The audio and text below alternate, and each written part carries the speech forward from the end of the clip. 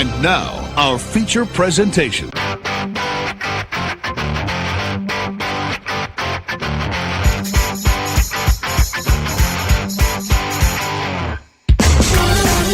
And now, being recorded in front of a live studio audience of adiposes, it's the most random show in space and time. It's TBK Live. Let's start a riot. Dance in the fire.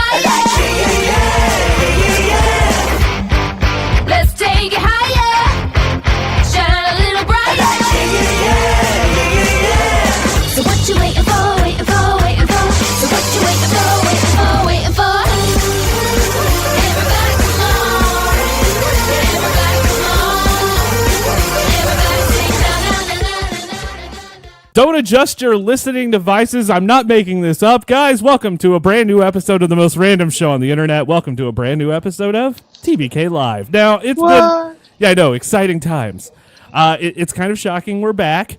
I took a month off. I will explain why in the biggest crock of bullshit story you've ever heard.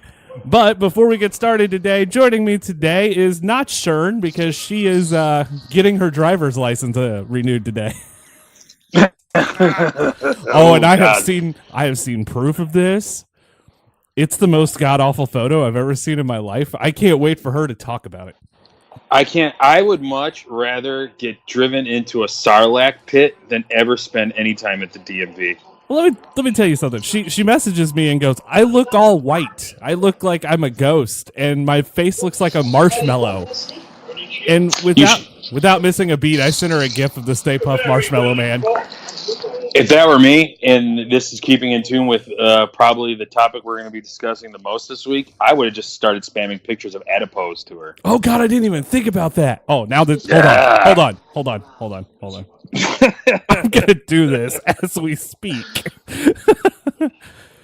What an episode of Live to return to. Yeah, we're automatically going in, hey, I figured out what you look like. I'm texting this to her right now. I figured out what you look like in your photo. I am apologizing now. And I am apologizing. I'm seriously texting this. I'll screen capture it. Apologizing now. Oh my God. Well, this is an interesting way to kick off a show, isn't it? Sure is. Welcome back to Live, everybody. Oh God, she's gonna hurt me. I have to record the winos tonight. I hope you know that. God. Ooh. Yeah, there's liquor involved in that show. She's gonna shake the shit out of me. All right, back to what we were discussing. Oh, joining me is Brodie. Hey, Brodie. What up? I forgot to announce you were on the show this week. Yeah, it's okay. Oh my God, it's been a crazy. How have you been? I've been okay. It's been a whirlwind. I know we're going to talk about it, but even though it was like 2 or 3 weekends ago, I'm just now fully recovered from Riot Fest. Did you get the concert depression? It wasn't even a concert depression. It was the holy shit, I'm too old to do this 3-day weekend festival thing. I felt that way after. Anymore. Oh my God, I felt that way after going to Warped Tour, and it's only a day. Like, we got there. It was 3 days. It was a Friday, Saturday, Sunday. I think it was the 14th, the 15th, and the 16th, or something to that effect. Anyway, and it's like in the smack dab in the middle of the day. And of course, it happened to be like that weekend was like the hottest weekend it had been in a while. Well, why would it not be? Of course. And it was like just open because it was, it's like Warped Tour where it was like open, like out in the open or whatever. And there was like precious few spots where you could sit in the shade, and everyone was doing that. Like when you were waiting for your band to see, you would just find a spot in the shade. So by like, let's say the doors open at 11, by 2 o'clock, everyone had taken up all the shady spots because like the good acts didn't come on till like 2 or 3 o'clock in the afternoon. I'll give Warped Tour this. They actually put bands on all day, where if you wanted to see a band, they were spread out enough to where you actually didn't have to worry about that as much. That is one issue, one of several issues. Oh God, that I had with Riot Fest was the way that they jumbled up their set. Like Warped Tour is awesome because it's one day and like you could get like a veteran band going on like right at the start of the Real day. Big Fish was our starting. starting band, by the way, for that day. And I'm like, you talk about a hell of a way to start a day. Real Big frickin' Fish. Come on. That's awesome because like that sets the tone for the rest of the day. And so, the last band we watched was Sum 41. Or I think. So I mean, oh god. Ooh, yeah. One of my grievances. It's either Sum 41 or Simple Plan. Fuck, I don't remember at this point. I wrote about it. I'm too old for that shit because by like 3:00 in the afternoon, I was like sunburned to shit. Like my skin, like I looked like a tomato. It was Simple Plan. It was not Sum 41. It was Simple Plan. Thank God, because Sum 41 fucking like they were at Riot Fest this year, and I love them. Like I really do like their music. Their newest album, not so much. It's a little too on the heavy metal side, but I've got a soft place in my heart for them. They fucking sucked. They were without a doubt the biggest disappointment of the entire weekend. Wow. Yeah, like they started 10 minutes late due to technical difficulties. They didn't like, you figure like, all right, they started 10 minutes late. You think they would like maybe extend their set a little bit or edit it out. No, they only played, each band played for like 45 minutes to an hour. And they were scheduled to play for 45 minutes, but they didn't come on till 10 minutes after they were scheduled to play. So they only played and then 20. It was one of the worst set lists I had ever heard from. Like I've only seen them a couple times live, but it was like it was so awful. And one of their songs was a cover of a Queen song, which in theory is a novel idea, but when your set is shortened, which fucking Queen song? Oh god, Jesus, I'd have to look it it's up. Not Bohemian Rhapsody, is it? No. It's Killer Queen? No, I think it's Fat Bottom Girls. Oh, everybody does a cover of that song. I mean, I thought you were going to tell me they did Bohemian Rhapsody, and I was going to get up from my seat, go find the lead singer of Sum 41, and kick him right in the dick. Yeah, they sucked. Like, and that depressed me because, like, two of my favorite bands, like, there's this new upstart punk band that came out called the Bomb Pops, which I am just a hardcore fan of. I know who you're talking about. What's that? I actually know who you're talking about. And they were playing on at literally the same time as Sum 41, and I had to like make a choice. Why did you choose Sum 41? Go see the new band. Well, that's what I was leaning towards, but I have a sentimental spot to Sum 41. Like the very first, I think it was like my 16th or my 17th birthday. The first time you rubbed one out in the bed? Gotcha. Yeah. Left a dick print in the sheets. My mom bought me that year the CD, the All Killer No Filler, the one with Fat Lip and Into Deep and all the, before they went like super dark with their music. My mom bought that for me for my birthday that year. So, and I haven't seen them since like early 2000s on Warped Tour. So I'm like, all of the bands that me and my wife wanted to see that day were slated on the same stage, and Sum 41 was there. So my thought process was like, yeah, I want to go see the Bomb Pops, but coming up right after the Bomb Pops was, who was it? Flogging Molly. And I didn't want to miss Flogging Molly. I love Flogging Molly. So it's like, do I go run across the park, go see the Bomb Pops, and run back and risk losing my spot, or do I just dig in here? And I said, fuck it, I'll dig in here. You should have risked losing your spot, honestly. Oh, God, as much as I love Flogging Molly, it's a new band, which granted, they'll probably come around because you live in fucking Chicago. Yeah. It's not like they're not going to be back into town, but still. So that was like probably the biggest disappointment of the weekend was the Sum 41 sucking, and I lost a chance to see the Bomb Pops. But it's cool because Flogging Molly came on and fucking destroyed. Like, I don't know a lot of their songs. I've always been more of a Dropkick Murphys fan. Love them too, though. Oh, and that's another concert story I'm going to get to in a few minutes. Oh, Jesus. But we have a lot of concert stories to start this show. Trust me. So Flogging Molly comes on. Like, I don't know a lot of their songs. I know a few of them. They played all the ones I knew, which was cool. That's all that mattered. Hey, like, and the songs I didn't know, I loved, so they totally washed. So we're on Friday, right? This is Friday of this 3-day event. Mm-hmm. Okay, because I'm actually looking at the list. Yeah, and that was another grievance. The way they divvied up the bands across. Did you see the 3 Aquabats? days. Oh, Richard. The best show of the whole weekend was the fucking Aquabats. I love the Aquabats. I've seen them in concert twice, and I want to go again. That's how awesome they are. If you could look up YouTube footage, it was the most fucking fun I've had at a concert in the last decade. It was so goddamn fun. Have you ever seen their TV show? Yeah, we came home You came home and watched the Aquabats Super Show? That's all we fucking did. We set the kid up in the roller, and we were because we stayed at my parents' house that weekend because it was just easier for us, and we just sat and we fucking watched Aquabats all night. Burger Rain, Burger Rain, so that was so much fucking fun, and they went on right before Sum 41. So you had God, so that killed it even more. Yeah, so Aquabats. And then Sum 41, which sucked, but then Flogging Molly came up, and they fucking ruled. And then, who played after Flogging Molly? I think it was... Well, I'm looking at the list. There's some good bands on Friday. I love Friday Lagwagon. was the best day of the week. I love Lagwagon, too. They are awesome. Lagwagon was great. They played Liz a full Phair album is really good, too. Who? Liz Phair. We didn't stick around for Liz Phair because we wanted to go see Lagwagon. Well, yeah, no, I get was that. Kind no, of the priority. It's kind of an awesome lineup where you go, oh shit, I don't know if I could choose this. This is one of the best lineups I've seen all year. It was pretty intense. Although I have to admit, when my wife bought us the 2 weekend passes back on Father's Day, when they kind of closer when they announced the list, and that was back when Blink-182 was on the bill, and we were both stoked because Alkaline Trio is one of my favorite bands, and she's just getting into them, and we both like Blink-182. So it would have been cool for us to see both bands on the same weekend. Well, fucking Blink-182 canceled because that dipshit Travis had blood clots in his arms. And I know it's not in his control. Good God, man, that was rough.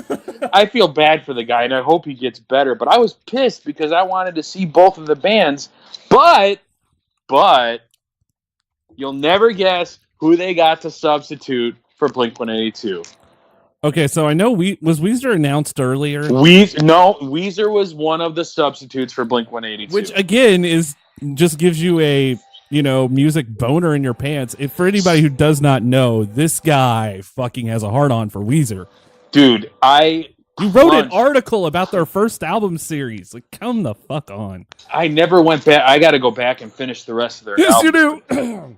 Sorry. But that was so fucking awesome that they announced Weezer. I got so upset, but I'm like, you know what? Fuck Blink-182. It's Weezer. Weezer.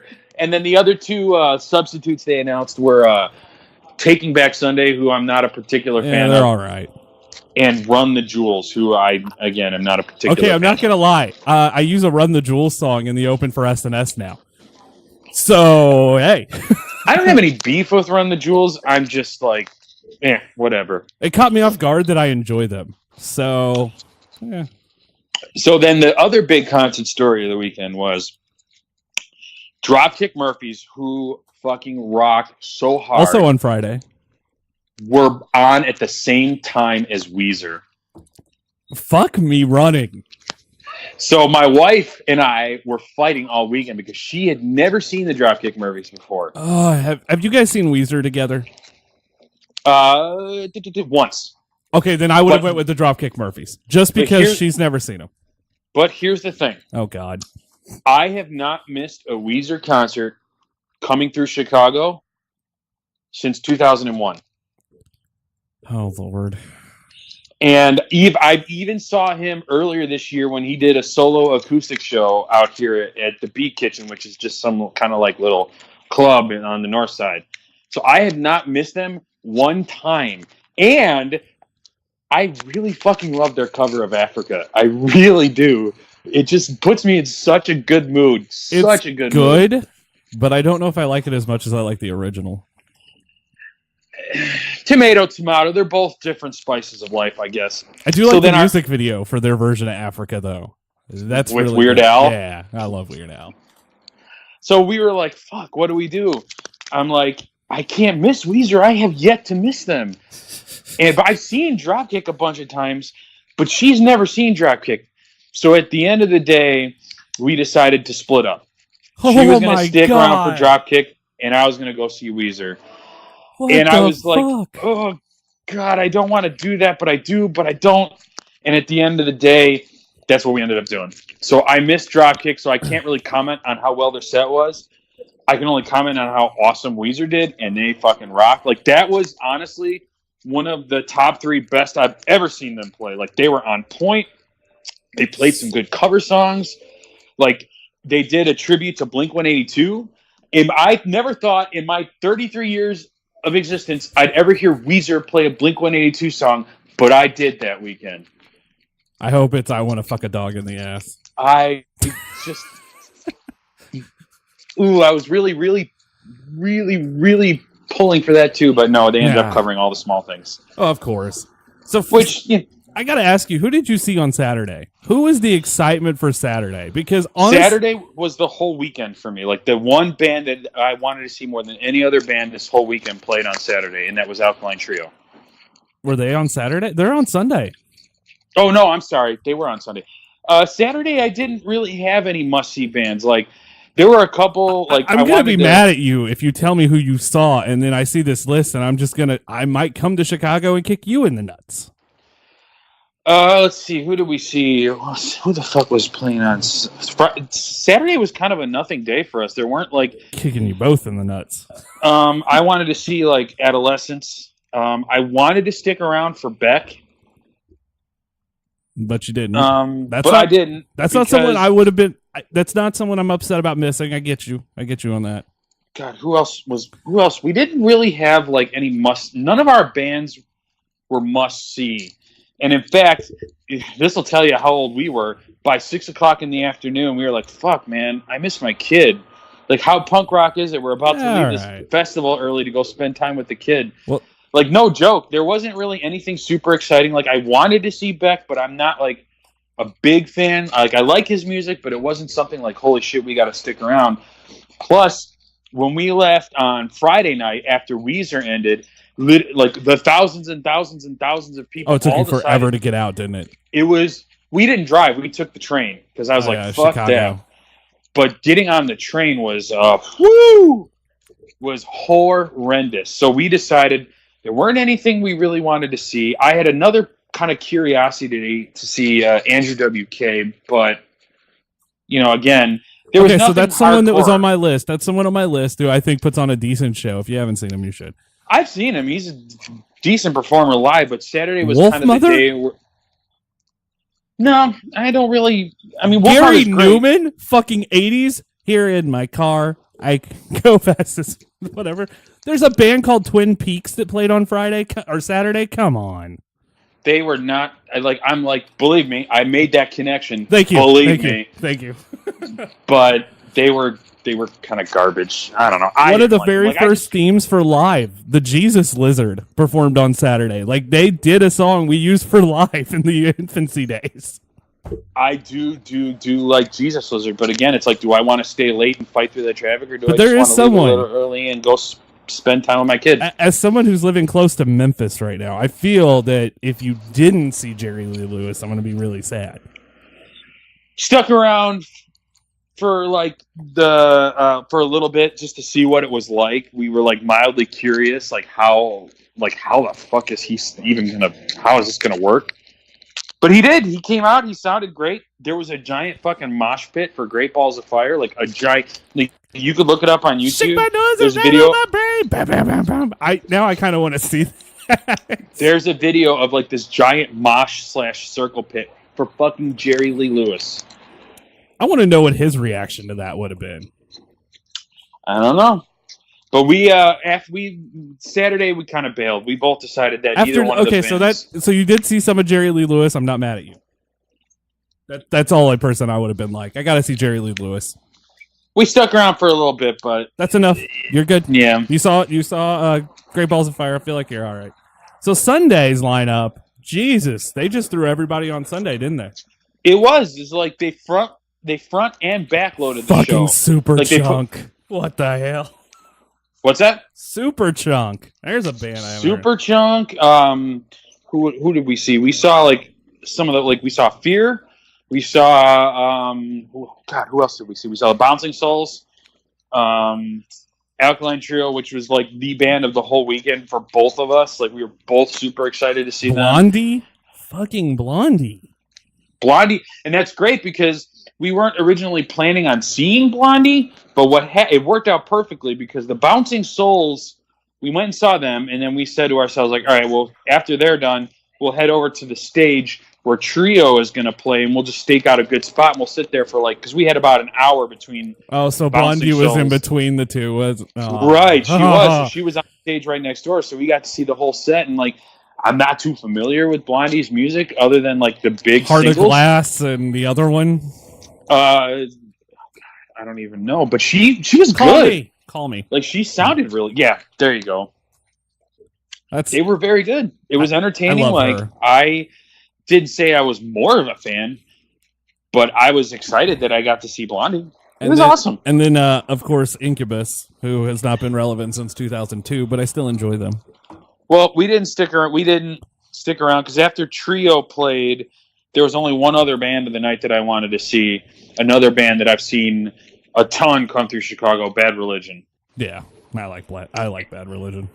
And they did. It was so weird because they were another band that did like a full album. Like, there was a lot of bands that did like full albums. Like, they took their classic album, they just played it front to back. And Bad Religion started out playing kind of like a mini greatest hits set list, like, you know, playing some of their more popular songs before they launched into their album. But the funny thing about Bad Religion, if the listeners aren't necessarily aware, a lot of their songs are only like a minute or two long. So they were able to play like a full set of non-album singles before launching into the album and still cram all of that into 1 hour. Well, see, that works. So that was pretty dope. And then right after them, like Run the Jewels went on, and then Incubus kind of went on at the same time. But we left after Bad Religion because we were like, I don't really have any care to see Run the Jewels or Incubus, to be honest with you. So I get you. So I got a month. We have not done a show in a while, and I have a whole month of stories, man. Let's hear it. All right. First of all, StarCast, and fuck that. So I have not told. If you listen to this week's episode of SNS, which is probably the last episode for a while, I am taking a break from that show because of what happened in Chicago. Oh, Jesus. Let's hear it. What happened? So we cover comic conventions. You guys listen to this show. You know that. You know this because, one, I do have a story to tell you and how we are ending up going to C2E2 next year. That's going to be so much fun. Okay, so let me tell that first. So at StarCast, we're walking around on Thursday, and C2E2 set up. Like, hey, they're like, come to C2E2, and they had a wheel, and if you spin the wheel, you either won a prize or you had trivia questions. Okay. So I landed on a free spin, and then my second time was on trivia. So I have to answer 3 questions. If I get those right, I get a free pass to C2E2.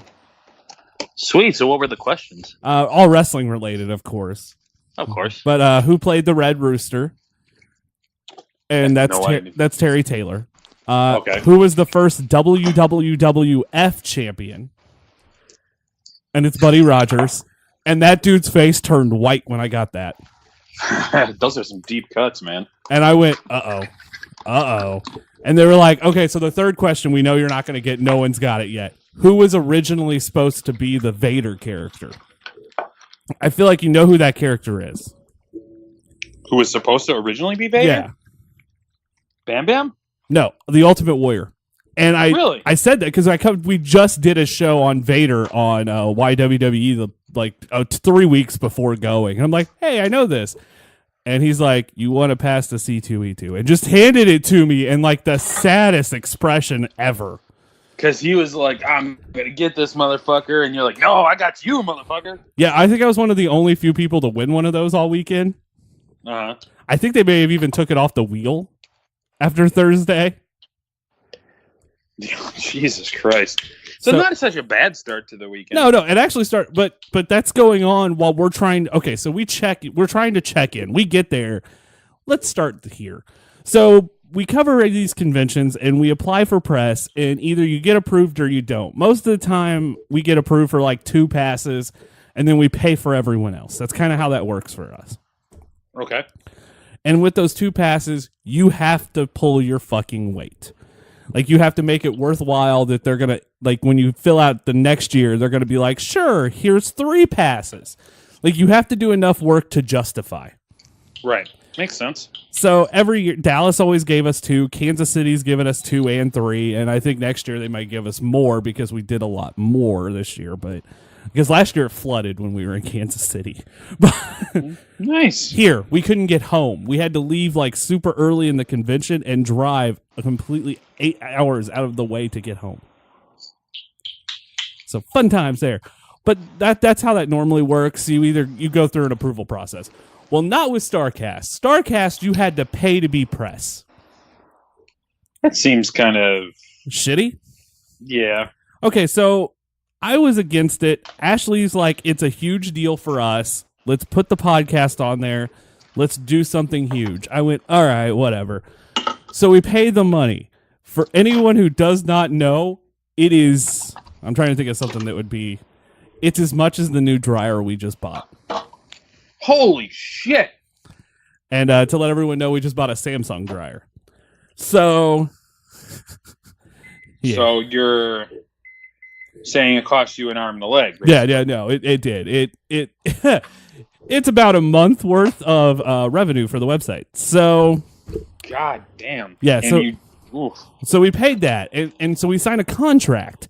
And in the contract, they tell us we get an interview before, 2 interviews at the convention, our own seating area for media, promotion on all the podcasts that the guy does, which we never got, and a couple of other things like VIP passes and entrance and check-in. The only thing we got the entire time is the pre-interview. What the fuck happened? They dropped the fucking ball. So we get there, we try to check in. It took us 4 hours to check in. What in the shit? Freaking hours. Okay, so Ashley and I went, this is because it's a first-year con. That's okay. There's going to be bugs to iron. Yeah, there's for sure. That one I'm going to let slide. It was not until Sunday. So we're on Podcast Row on Sunday, and they promised 2 guest interviews. Well, it's 2 in the afternoon. The convention's over at 4. The hotel comes and starts boxing up our table. What? And I guess you guys hadn't done your interviews yet by that point. None of the podcasts got interviews that day. So we didn't have media seating. We didn't get advertised other than on their Twitter. That's it. Man, they really fucked up. So I sent a very scathing email drunk on Sunday night after Medieval Times. Wait a minute. What were you drinking? I drank, it was the beer that, oh God. I know it's one of the higher, Fallen Angel. Ooh, so you were in a really testy mood. So, and plus I had one of those Medieval Times huge glasses too, because fuck that. If I'm going to Medieval Times, I'm getting one of the giant souvenir glasses. I'm getting crunked. So I had 3 of those. So they're 32 ounces each for anybody who does not know. So I've now had 96 ounces of beer. Mm-hmm. I get back to my hotel room after Medieval Times, which, by the way, was one of the best things I did all weekend. And All In was great. Let me point that out. All In the pre-party was fucking great at the Sears Center. That was a blast. But this has nothing to do with that. So I get back to the hotel. I'm drunk. I sent this scathing email. Like, I'm pissed. I'm like, fuck this shit, man. Fuck it. And I sent it Sunday. I retyped it and sent it Monday. I retyped it and sent it Tuesday, and Tuesday happened, and they're like, we'll send this over to the CEO. About goddamn time. And we ended up with a refund, which is the reason we bought our dryer. Oh, so you used the refund to get a dryer. Yeah. Thank you, StarCast. Yeah, but I'm still pissed. I would be too. That doesn't change the fact that it was a fucking shit show. Yeah, no, and then there's a couple of the press members who didn't have to pay complained about, well, this isn't what we paid for, and that pissed me off more than anything. Like, I'm just like, I just want to punch you right in the dick. Or the lady dick. I'm not going to be sexist. The nether regions. right in the naughty bits. And so that's our StarCast story, and it just ends up being a cash grab where they just keep charging fans more and more money for everything. Like meet and greets, like a meet and greet with a certain wrestler is like $30 if you go to a show. A meet and greet with them at StarCast was like $120. That's insane. Like those wrestlers, like if you go to like C2E2 or even Wizard World, like they don't. With the exception of maybe the WWE, like the old WWE guys like Sting and Flair, they're going to charge like $100, and I'm fine with that because it's Sting and Ric Flair. But for like someone that's up and coming, they didn't. Okay, so this is the story that has come out. The wrestlers didn't know how much StarCast charged in pre-sales. Interesting. Yeah, and then they found out, and I've seen a lot of apologies to fans recently in a lot of forums I'm in. So that happened. So fuck StarCast. Then the next weekend, okay, so this is the complete opposite. So that weekend just shit. It tore me down. And I know it shouldn't have, and I don't know if this makes any sense to anybody out there, but when you put like your heart and soul into something and then it just like fucks you up. Well, that's understandable, man. I mean, that's one of your passions is wrestling. I mean, that's a part of you. I just want everyone to know I haven't watched it since this. Like it fucked me up. That'd be like if I went to like Jesus. I don't know. I don't even have really an. Want to know what I compared it to? Is when you have a really bad breakup, and that person in the breakup loves something, and they got you addicted to it. Yes. And then you're like, should I like this or not? And you hate it for a time period, and then you come back around to it. That's exactly me right now. Understandable. I know exactly what that's like. There have been so many like bands that I used to like that I would be a fan of before I met a girl, and then I'd introduce her and she'd become a hardcore fan, and then she'd fucking, stomp on my dick with a pair of soccer cleats, and I'd never be able to listen to them again. For me, that band is Coheed and Cambria, but there's a long story behind that. So can't be any longer than any of their songs. Zing! Hey, I like their music. Shut up. I also like their comic series. That's something everybody should check out. Okay, so the next weekend, so we applied for press for Taylor Swift, and we got it. So this is the first time we press for Taylor Swift. Yeah. So for this show, by the way, so this is the first time I've got to talk about that. So it's Ashley, myself, her cousin, and her best friend, which we took them because it's like they're huge Taylor fans, and I went, all right, so it's nice to have somebody you can share this moment with. We're in two different sections of the stadium, though. Wait, so who sat with who? I sat with my wife. I mean, shit.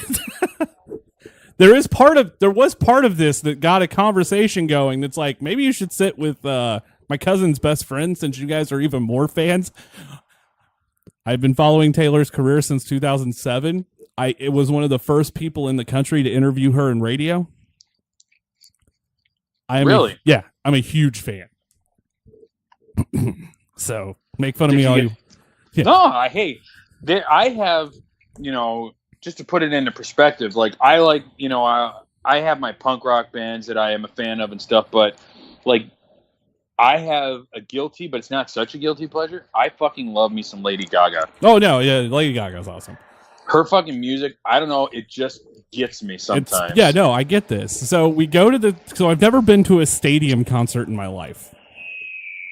This is a whole new experience for me. And I've never been inside Arrowhead Stadium, being a huge Kansas City Chiefs fan, which is a 6-hour drive for us. But I'm like, it's Taylor Swift. I'm making this happen. It's 65 degrees that night. It's perfect for a concert. My God, it's perfect. Awesome. You get your hoodie. You're sitting outdoors. It was outdoors, right? Yeah. Oh, God, that sounds amazing. Yeah, it was like 65 to 70 all night long. Like it had rained the whole day, and then the sky opened up like an hour and a half before doors opened. I'm like, this is awesome. So we get there, and we find out where we're seated. We know where the other two are seated. We don't know where we're seated. This is a fun experience, by the way, when you're like, where are we sitting? We find out we're on the floor as well. Oh, that's cool. And I freaked the fuck out. I'm awesome. I'm running around like a fucking 12-year-old at a Taylor Swift concert, but it's happening. Like, I'm freaking the F out. Ashley's telling me to calm the F down. It's funny as fuck. So we get in line. We get these, like, watch things. We go inside. I get a beer because I'm at a stadium.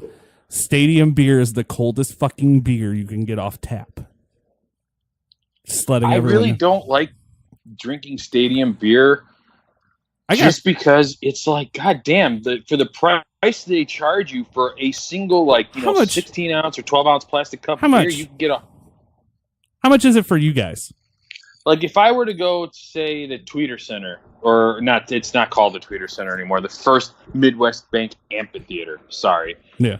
If I were to go, last time we were there, my wife and I were when Blink-182 toured for the first time with Matt Skiba when their last album came out.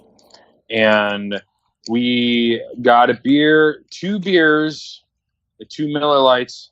It was like 2 beers! 2 beers. 2 beers. Dos Equis. It's like over $20. All right, so I got a beer and a mixed drink for $18.50. See, that's not a mixed drink. Ain't bad. No, that blew my mind. Just 2 light beers were over $20. And it's insane. And the mixed drink came in a souvenir cup. Motherfucker. Yeah, no, I love the Midwest, man. Fuck. So, and it was a craft beer. Let me point that out. This was not a Bud Light or anything. This was a fucking craft beer, and it was 32 ounces. Boom. I gotta go start going to concerts with you. Yeah, no shit, man. So I'm sitting there, and I'm like, I don't know what to expect. The stage is fucking bigger than any building I've ever been in. And it's 110 foot tall. This thing's massive, and it moved. Like, the stage seemed like a component of the show. It was alive. I don't know how to explain that any better. But Charlie XCX and Camila Cabello, and I pronounce her name wrong every time, the girl who sings Havana, is the opening acts. They're fun as crap. I'm singing along with everything Charlie XCX sings. I don't know what that says about me. It just says you're having a good time at a concert you were excited Oh my at. God. So Taylor Swift comes out. So the concert, like, Taylor Swift takes the stage. The concert starts at 7. The pre-show starts at 7. Taylor takes the stage at 8:30. So the 2 opening acts, 90 minutes. Dude, you know that's a long time for 2 opening acts. That is quite a long time. Typically, they only play for like a half hour to 40 minutes a piece. Yeah, no, 90 minutes between the 2, that's really long. So Taylor comes out at 8:30 and does not stop performing until 11. So she played a good... You know what? I'm going to say this up front. I'm not super familiar with Miss Swift. I do like some of her songs. Oh, because they're catchy as crap, man. Some of like that... I knew you were trouble when the moment you walked in. Yeah, no, I know. That song is so fucking catchy. It gets stuck in my brain for days. But that last album she put out was, oh god, it was grim, Richard. You didn't like it? I don't have a leg to stand on because I'm not like a super fan, so I don't know where it stands in the pantheon of all the other albums. I have to tell you, when you're in a dark place, you do different things, dude. I love this album. By the way, let me point out something. Why in the fucking hell did any of us ever believe Kanye West and Kim Kardashian in this? Because we're suckers for juicy gossip. I'm just throwing that out there because it's like, seriously. I'm not trying to be political or anything, but have you seen what's going on with the 2 of them right now? Come the fuck on. All right. That's my one political statement of the entire show. I got it out now. But there's fire coming from the stage. Taylor's killing it. She has 3 different stages. Learn to find out that we are in the exact middle of the entire arena or stadium. Nice. Yeah, we're in the middle of the 3 stages perfectly. And I realized at the end of that, and I've never had depression after a concert.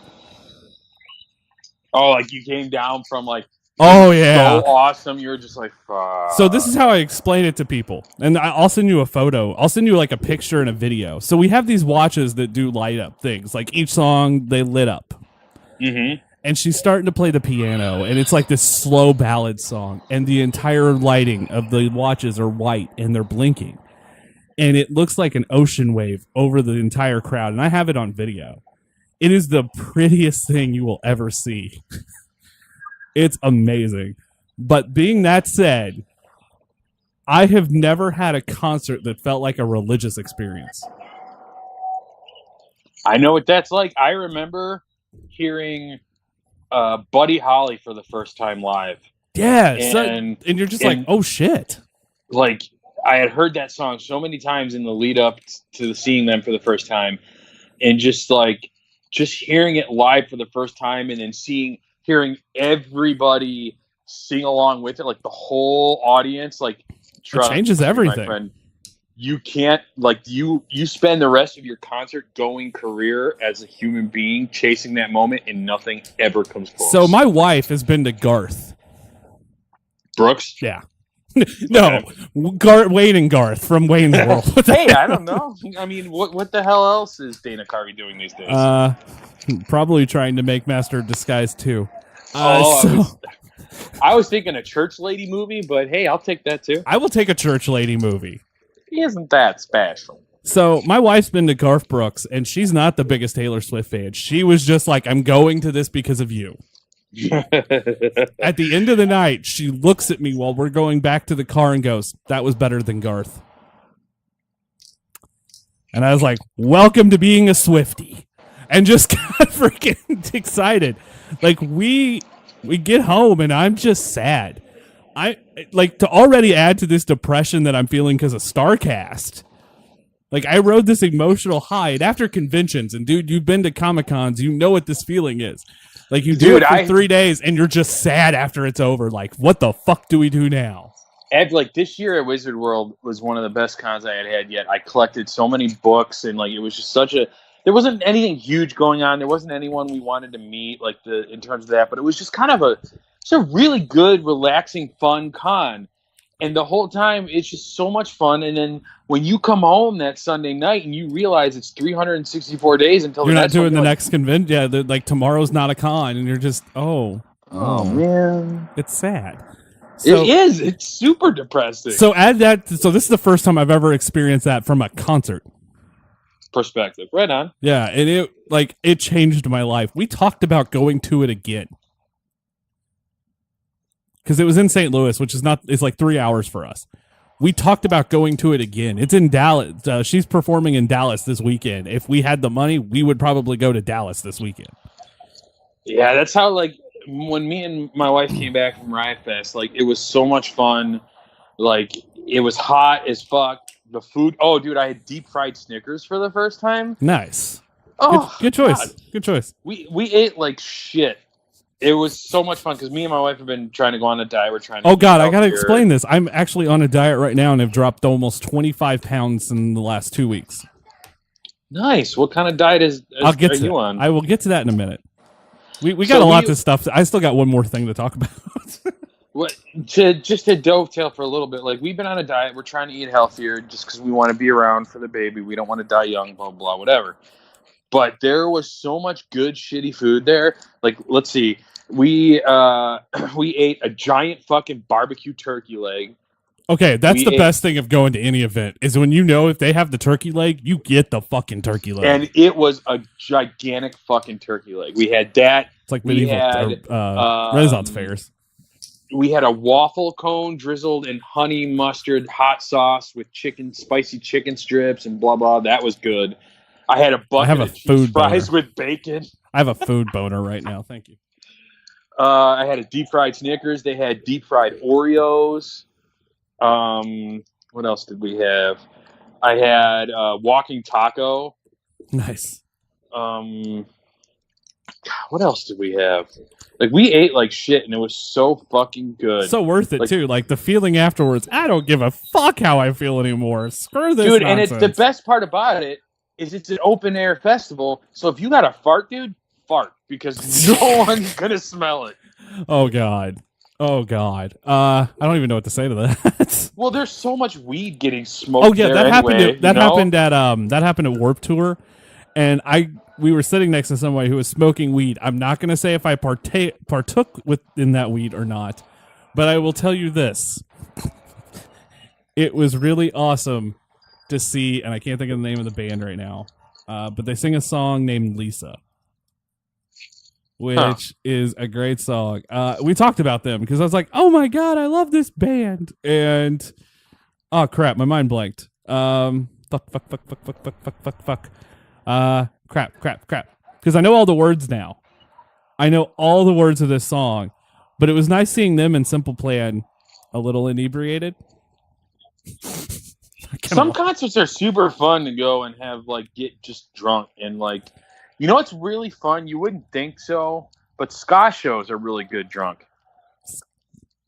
Fucking Real Big Fish has a song called Beer. I feel like if you don't drink at a show, it's almost against, like, unwritten rules. Like, come on. Although I'd feel bad drinking at an Aquabats show just because they're such a wholesome, fun band. I don't think I could do that one. I did. I had a beer at one, but not like, oh, the name of the band is Make Out. There we go. Okay. All right. So, yeah, no, I'm not going to say if it was from liquor or weed, but I'm going to tell you it was fun. Plus, it was hot as balls. I just didn't give a fuck at a certain point. Like, nope, don't care. At that point, who gives a shit? Like, it was so hot during Riot Fest, I wished I got a fucking contact eye. Like, it was so bad. Yeah. Like, and my skin got so fucking burnt on the first day that I had to spend the rest of the weekend in 90-degree weather wearing a hoodie with the hood up in fear of getting sun poisoning. You were the weird one. All right. So if you want to find videos from Riot Fest and you see a guy in a hoodie, chances are it's this motherfucker. Yep.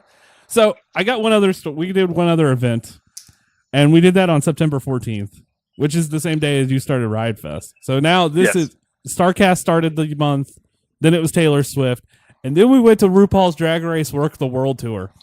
So, how was that? I am going to tell you. Number one, the Pageant Theater in St. Louis is one of the greatest venues to ever see anything at. It's a wonderful venue. They have the best Long Islands I've ever had because they're strong as fuck. I had four that. Love a good Long Island. I had four that night. By the way, their Long Islands are $7. That's a fair price, I feel like. When you live in Arkansas and you live in a dry county, goddamn man, that's actually a really good price. But oh god, here we go.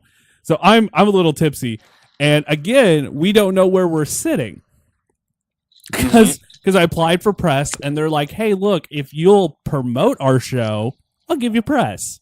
You bet your sweet ass I promoted this show, and it was awesome. But so we had no idea where we were sitting. We get there, and we're like, we're probably going to be in the balcony, which would have been super cool, right? It only holds 1,000 people, so being in the balcony would not be the worst thing in the world. We're in the orchestra pit. Woo! And not just anywhere in the orchestra pit. We're on the last row in the orchestra pit, and we're right in the middle where the aisles break. So we're like the last row goes all the way across. We're in the seats where the break is in the aisles. And I'm going, my God, they gave us like the perfect seats. Oh shit.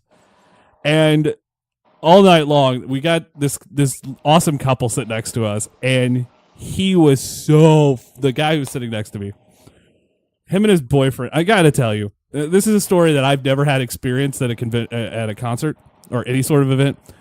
But you know when you were a kid and you would slap your parent like, "Oh my God, it's a Ninja Turtle." Like, do you remember doing that at all? Oh yeah, I've done that before. I remember. So there's a drag queen by the name of Aquaria, and she won season 10. And he was so excited to see her. Like, I mean, over the top excited that you see him hitting his boyfriend, and all of a sudden, I feel a hand hitting my hand. Like, it's Aquaria! It's Aquaria! And I'm going, this is awesome. It was a blast getting to know them all night. Like, that was one of the best parts about going to events is the people. You're going to have some of the best stories because of the people. Like at Taylor Swift, we ran into this family that drove like 15 hours from Michigan to bring their child who's never, or like their grandchild who's never been to a concert, and her dad's stationed overseas. Mm-hmm. And he told her on the phone why they were going, why they were in Kansas City. And they showed us the reaction. And she freaked out. She was crying, like, she's probably 4. And I'm like, this is what it's about. It's this. It's seeing that from fans. Like, no matter what age, the excitement in someone's face makes it all worth it. It does. It really does. Like, there were several points throughout the day at Riot Fest I was ready to just, like, pack it in and be like, I'm too old for this shit, man. It's too hot. Like, I'm cramped. Like, everything's expensive. Like, this and that. Like, I just could see the writing on the wall of this being one of the, like, last festivals I go to, because it really is expensive, and I'm just too, like, when you get to a certain age, festivals are just hard to go to. They just are. Like, an all-day festival, maybe, but an all-weekend festival, oh my God. But then you see the way these people are getting into these songs, like, that you're into too, and it's just like a chain reaction. Like, they're excited, you become excited. You become excited again, and then you go, after it's over, you're like, well, I'm too old for this shit. But I agree 100%. Seeing the excitement in the eyes of others really kind of saved a lot of, like, the grumpiness I had over being, like, burnt to a crisp or too hot to fucking be able to survive. Like, there was a transgender kid at Taylor Swift who was so scared to be themselves. And this is another one. I think they were 12. And their dad brought him. And she was running around, and she was so scared because she was herself. And there wasn't like, people were getting pictures with her, hugging her, and, like, just singing Taylor Swift lyrics before the concert started. This is awesome. That's, like, as shitty as the world can be lately, it's just moments like that really kind of make you step back and think, like, maybe it's not so bad. Oh, I learned a lot through the 2. Girl can go out there and be afraid, but then see, like, all these people just be so welcoming. Like, that just warms your heart. It really, really does. And then the next week, like, at Work the World, you see these families there. Like, there was this woman who brought her 2 sons, and there was a 9-year-old sitting next to us at Work the World at a bar. And we're like, we're sitting there going, oh, this is interesting. And I mean, he was dancing with every queen in the aisle. I mean, it was fantastic. Like, I've never seen, between Taylor Swift and Work the World, it saved my thought in, like, events. Because I was so down because of StarCast, and it at least brought me back. I'm about to say, I bet, like, the 1-2 punch of both of those really kind of just washed away. Yeah, Ashley looked at me and went, we have to do more events like this. And I went, I know, because we've done nothing but conventions, and this year we're starting to branch out and to do other things. And this is the first time I can honestly say, I'm so glad I applied for these concerts now, because I've seen a completely different side of people I don't see very often. It was wonderful. It's a very, like, is the cool thing about going to cons, whether it's Wizard or C2E2 or whichever one, Dallas Con or what have you. Yeah. It is the best part about going to those is the communal kind of aspect of it, being in a safe place with all the people who are into the weird shit. And no one's going to judge you. That's the thing. Like, I mean, they're just these assholes out there. Oh, well, this got really deep, didn't it? There's these assholes out there that are going to look at you and just completely judge everything about you. But when you're at a convention or a concert like Taylor Swift or Riot Fest, because I assume Riot Fest is the same way, and even though there was a lot of, like, alternative personalities at Riot but see, Fest, I can say that about Warped Tour too, because that's what we saw at Warped Tour. Like, it was different people from all walks of life. Like, we saw a 70-year-old couple at Warped, and we're like, who the fuck are you guys here to see in my head? Like, what the hell? But they just love music. And I went, okay, well, why the hell not? So, but seeing that and seeing how different things have been, I go, all right. So as much as I love comic conventions, maybe concerts and stuff needs to make the list more. Well, that was what I was going to say. Like, you go to the cons to get that communal experience. but you almost get it even in a more pure form at a concert. Because, like, you hear, like, let's say you hear Love Story by Taylor Swift, and you have your own connection to that song. Oh, yeah. And then like you're the person sitting in a next row to of, you. like 10 people Yeah. who all love that song, but for 10 different reasons. But in that moment, you are all just communing. When you hear 60,000, by the way, there was 59,000 people at this show. That is disgusting. And like, in a good way, It broke Arrowhead Stadium record for concerts. So that's number one. But when you hear Shake It Off, and there are 50,000+ people singing Shake It Off, you know you're in a good, like, you just know you're in a good environment. Like, that's all you can say. I'll send you a picture. I will send you a picture of this, because it's honest to God one of the coolest photos I've ever taken. It's my phone background right now. It is one of the coolest photos I've ever taken at any event on a cell phone. I think one of the coolest photos I ever took was it was a while back. Weezer was playing an outdoor show, and like the lights went black, and he had everybody kind of put their cell phone lights on or their lighters or whatever, and then he went on stage solo, just him and an acoustic guitar, and he played Island in the Sun. Now, Island in the Sun, I like that song. It's not one of my favorite Weezer songs, but I do dig it. But in that moment, I took out my camera and I did like this panorama shot of like it's starting off on the stage. Sea of lights. Everything else in the venue was out. Like, all the lights got turned out except for this sea of lights. And then at the center of it, you just see this little guy playing an acoustic guitar, and it is one of the most magical fucking photos I've ever taken in my life. As we're recording this, I'm getting a test of the emergency alert system. I think I just got that too.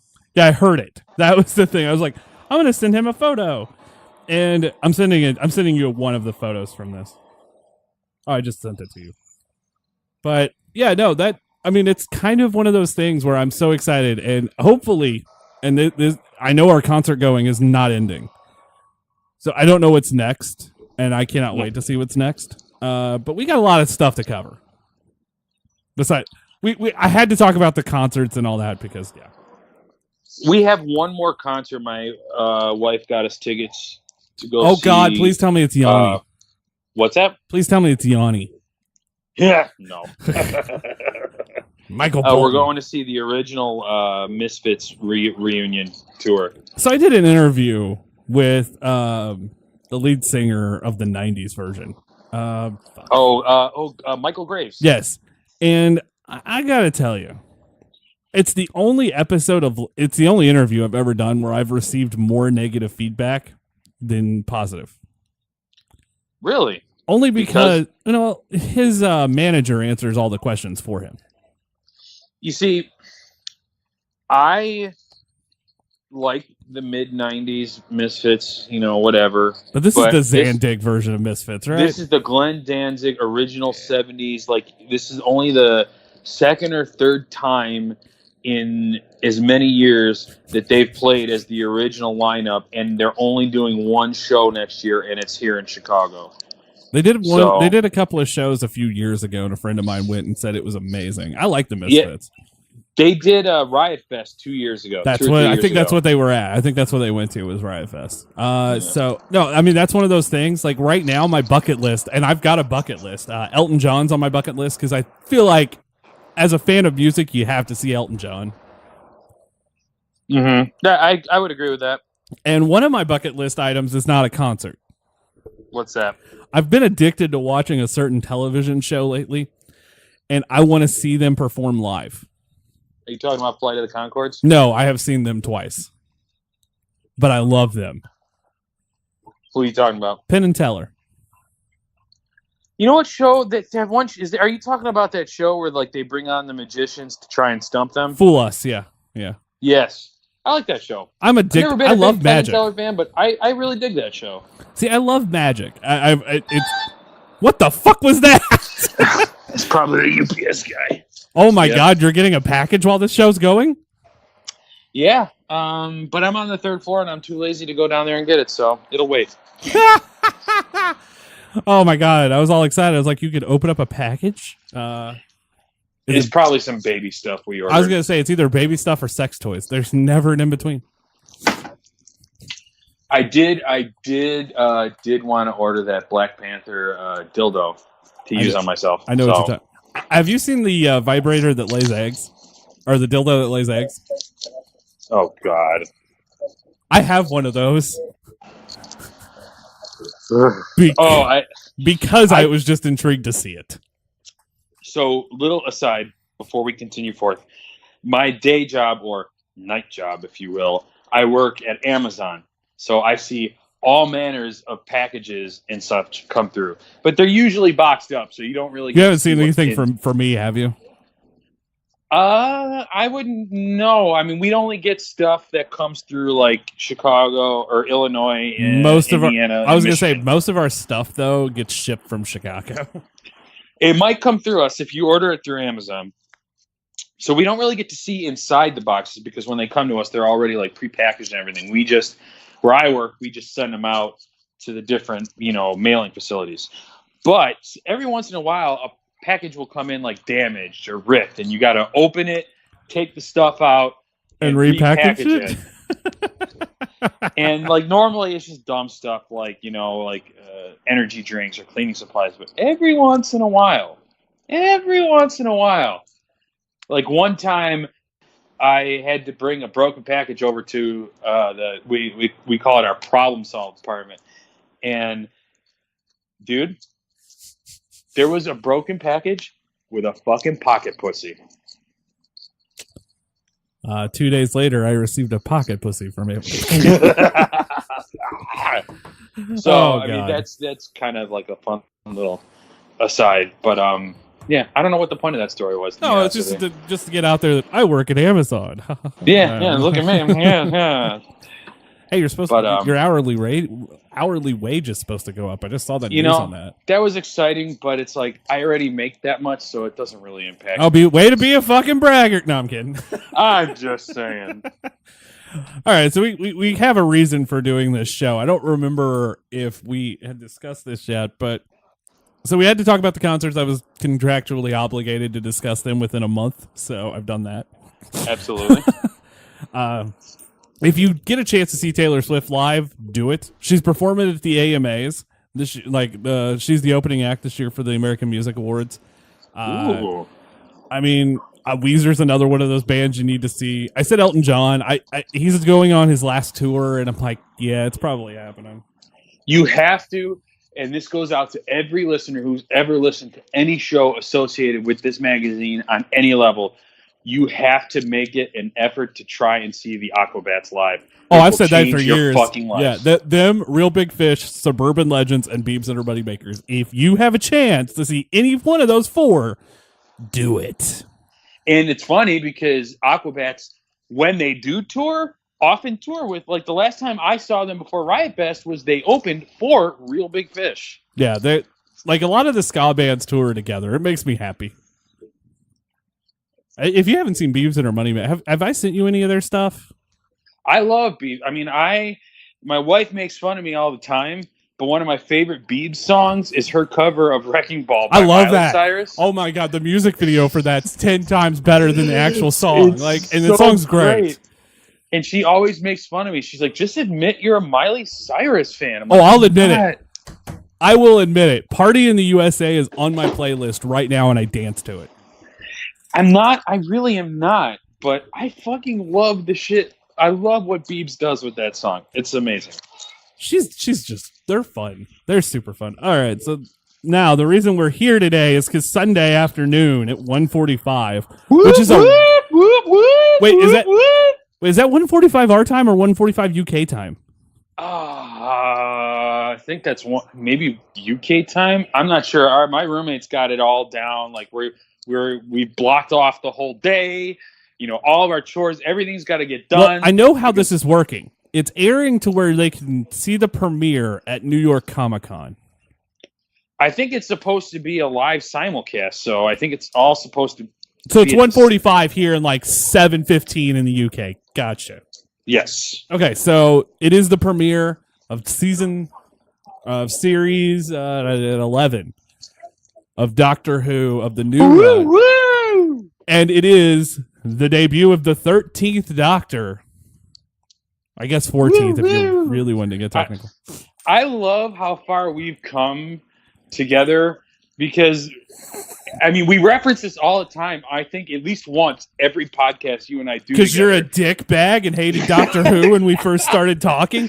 Like, when we first started talking and I first started writing for the magazine, I hated Doctor Who. And you know what? To be fair, I didn't really have that great of a reason. I think I know what your reason is, but we're not going to talk about that on there. Yeah, well, we won't go there.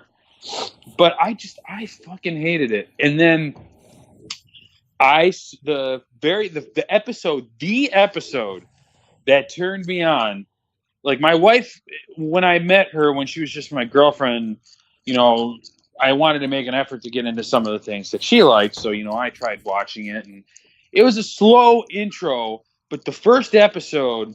His other favorite show right now is Cupcake Wars. Go ahead.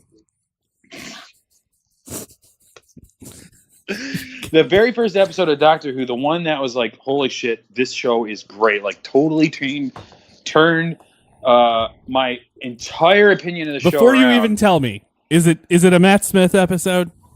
It's not. Matt Smith is my favorite. But it's not a Matt Smith episode. It's a David Tennant episode. Oh. And I want to see if you can guess which one it is. Blank. Nope. Ooh. See, that's a really good one. For anybody out, that's one of the David Tennant's best episodes. I'll give you a clue. It's towards the end of David's run. Oh God. There's a lot of good ones there. Oh, shit. I'll give you a second clue. Our daughter's name, mine and my wife's daughter, we took from Silence in the Library. Nope. Oh. Well, now, you want a third clue? Shoot. David is flying solo. No companions. Oh, crap. I know what episode it is, but I can't think of the name. Crap. You want me to tell you? Yeah, I see it in my head, and I just cannot think of it. The Waters of Mars. That's it. I was like, there's two that he's solo. It's Water of Mars, and there's another one, and I was thinking the other one. The Waters of Mars. It's a good episode. I'm a big horror fan. Like, horror, just a horror nut. That is a creepy fucking episode. And watching that episode reminded me so much of all of my favorite horror movies that it just completely reversed my opinion on everything Doctor Who. And from that point forward, I've been a fucking super fan. Like, if we're going to do it, I'm going to do this right now at the top. Like, if we're doing rankings. Let's do it. Let's do it with just the new Doctors, because you haven't seen many of the old ones. Let's. I would go 11, 12, 10, 9. Wow. 12 over 10? Yep.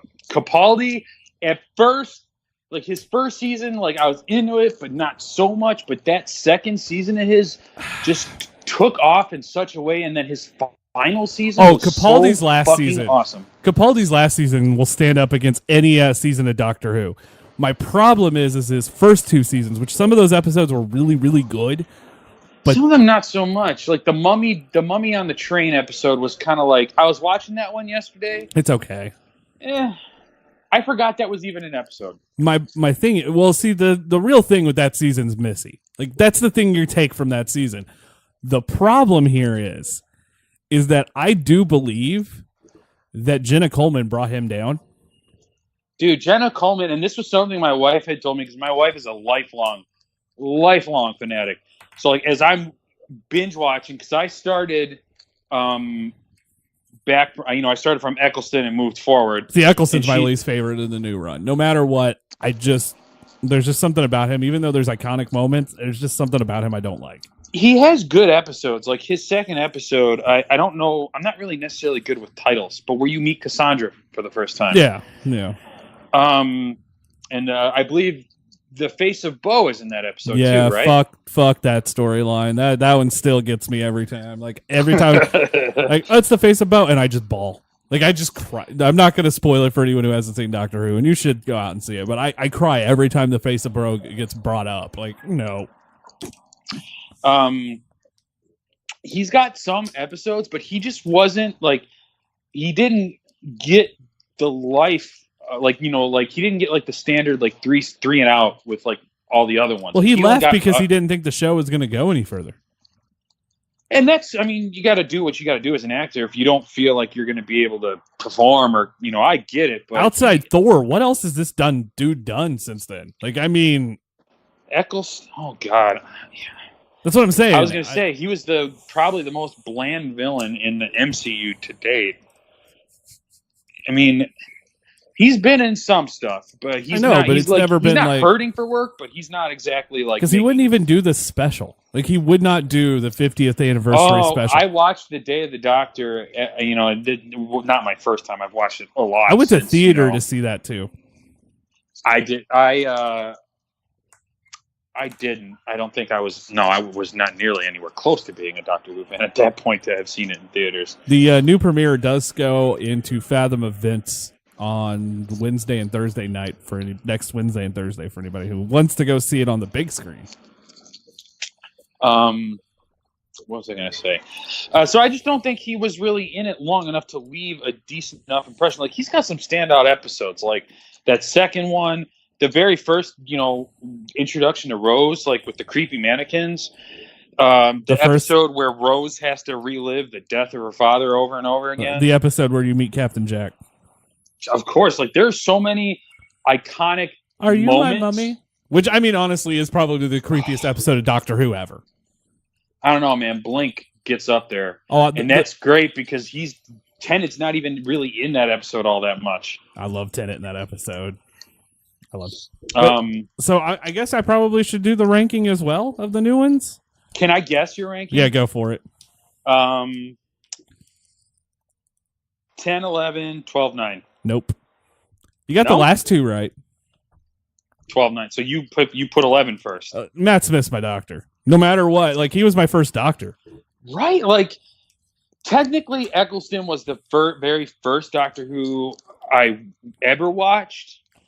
But when I came, like, back in... when I met my wife, and like I said, I watched The Waters of Mars, like that was one of the first ones that I actually loved. But Matt Smith's my boy. Like, I just love... There's such a childlike quality with Matt's version of the Doctor, but he still gets angry enough to scare you. Like, that's what I'm saying. Like, you could tell, like, he's like the Ray Stantz of the Doctor Who universe. Like, he's super excited. He's always just like so energized and excited no matter what position he's in, but you can tell that this guy has seen some shit, and there's a darkness to him that is so understated but so perfect. Like, remember, A Good like, Man Goes to War is like the perfect example of that too. Or again, I'm not really bad. I'm bad with episode titles, but the second one after his introduction. So like when they're on the floating city with the whale. Oh yeah, yeah. When he like, not even, that's his second episode, so you haven't even really gotten to know him yet. And the way he speaks to Amy, like, it's just like, it was crazy because that whole first episode, he's like eating fish fingers and custard and super, exuberant and just bouncing around. Yeah, you get this fun aspect of Matt in that first one, and then as the season progresses, it just gets darker and darker and darker, and it's just like, that's why I think I love Matt, because if I were ever in that position, like if I were ever to be this time traveler who had access to like all this, I feel like that's how I would be. Like, I would just be, so excited to be able to go one day travel back to like ancient Egypt and then go leap into the future. And my one downside with Matt is I wish he could have got to do an episode with Jack. That's the only thing that I'm like, Matt and John Barrowman just would have been freaking great on screen together. I just have that feeling. Yeah. Because I didn't expect Matt and I didn't expect Eleven and River Song to have that great of a chemistry. And my God, like anytime I see her on screen, it's just that's Eleven's wife. She does her best work with Matt, to be honest with you. Like, I love The Husbands of River Song, and that's a great episode. That is a damn good episode because I bawled at that one too. I love that, like the ending with her and Capaldi. I like where we get introduced to her with Tennant's run. Like, she's very, very awesome in her entire Doctor Who career, but I feel like her best work, especially, is like in season 6 when they know that the Doctor is going to die, and the whole season is spent trying to avoid that, and then when she realizes she's the one that kills him, but then she realizes she's not really like that. Just the dynamic between her and I don't like Rory. I really don't. He's my least favorite of all the Which is really ever. weird because I love Rory. Rory coming back. Okay, so one, Rory being the Roman soldier is freaking great. The man who waited, like I like that aspect of his character. Plus, name a character other than Jack that's died that much. Poor Rory. I don't even really necessarily have a good reason, although you got a thing for Amy. Gotcha. I think my favorite episode with Rory, and I know it's natural to say this because it's his last, but the Angels Take Manhattan. Oh, such a good episode. Like, of all the companion send-offs and they all have the send-offs, period. They have probably the best ending. That one got me right in the fucking feels. Like, I started bawling the first time I watched that. So, I made a statement. And you've seen the newest season? You've seen 10, right, all the way through? Yeah, I'm not a big Bill fan. See, I love Bill. I love Bill more than Clara. Bill is better than Clara, but she's like I thought her and Capaldi, Pearl Mackie and Capaldi had such a good chemistry, which I'm glad. They also had a better chemistry than her and Jenna Coleman. And I'm also glad they didn't do the love relationship there, because I'm thinking, I'm sick of that. Like, this is the one thing that scares me about the new Doctor, is they're gonna do the romantic relationship, and I'm over it. You know what? It didn't work between Martha and Tennant. That was never going to happen. Rose and David. Okay, so let's talk about the companions for a minute. The only companion to not get a happy ending is Donna. I don't know if you. Okay, so Rose didn't get a happy ending, but Rose got the Doctor. What? Rose got the Doctor. I mean, not the Doctor, but the Doctor. Because, I mean, they cloned the hand, and she got the clone. Yeah. Martha ended up with Mickey. And they're taking out Mickey. Oh, yeah, you're right. Yeah, Martha ended up with Mickey. Donna has to forget everything she did with the Doctor. Like, she can't remember any of that, or to kill her. Amy and Rory ended up together in time. Yeah. Well, Clara didn't have a happy ending. I take back what I said. Clara had kind of a happy ending. Like, it was more depressing for Capaldi than it was for her. Yeah, no. I mean, if you would have ended her story with her in every timeline, and that's how her story would have ended, I would have been a much happier person. See, I think she should have ended. Oh God, I'm blanking right now. After season 8. Like, after Danny Pink? Because don't get me wrong, that story's okay, but it just bothers me. It's Danny Pink and Clara just reminds me of them. Like, when I imagine them, to me, it just looks like they're trying to capture the lightning in a bottle of Rose and Mickey. Or Amy and Rory, for that matter. Like, it just didn't work. I love that Danny ended up becoming a Cyberman, but he was still able to, sacrifice himself for the greater good and blah, blah. But I think Danny as a character, I don't like Doctor Who when there's multiple companions, which scares me for this. Because that is something we are getting. I think there's 3 companions. It's 4. Is it 4? I knew there was 3 or 4. I think it's 4. I know there's more than one. Let's just say that. But my biggest fear is that going to take away from her screen time? Which, by the way, her sonic screwdriver right now is in Hot Topic. Yeah, they had it. When we were at Wizard this year, they were selling at the Doctor Who little booth. Do you like the look of this? It looks very low tech. Like, it reminds me of, like, it looks like her Sonic reminds me of something that would have been built like around the War Doctor's time. I was going to say, it does kind of remind you of the War Doctor Sonic, and I'm fine with that if that's the way they're going, because it's kind of a throwback to the old ones mixed with the shape of the newer ones. I was going to say, it definitely looks pre, like, Eccleston / Tennant Screwdriver, but post... And we don't know how she gets War it. Doctor. Yeah, there's a lot coming up, and I feel like we got to rank the companions before we do this. Okay, so good Lord. Okay. I think we're gonna fight. This is the one that we're gonna fight on, because I mean, Doctors, I can understand liking Capaldi because his last season was so good, and the guitar episode. Dude, him riding in on that tank with the fucking guitar and the sunglasses is like top 5 Doctor Who moments of the entire run of the series. Like, especially this new run. Like, that was awesome. Like, he's going to be cemented in legacy. He's got his moment. All right, so that's out. All right, let's do it. Companion. Your number one companion. Yo, you know what? Let's go from the bottom. Your worst companion. Oh, does Rory count? I feel like they have to be lumped together. I really feel like I can't. Oh God, because I can't do it. I have to separate them, and I have to put him at the very bottom. Oh Jesus. Okay, so we're gonna eliminate Rory because I'm gonna put them together, but we're gonna eliminate him from your lineup. Okay. So then my very bottom. Yeah.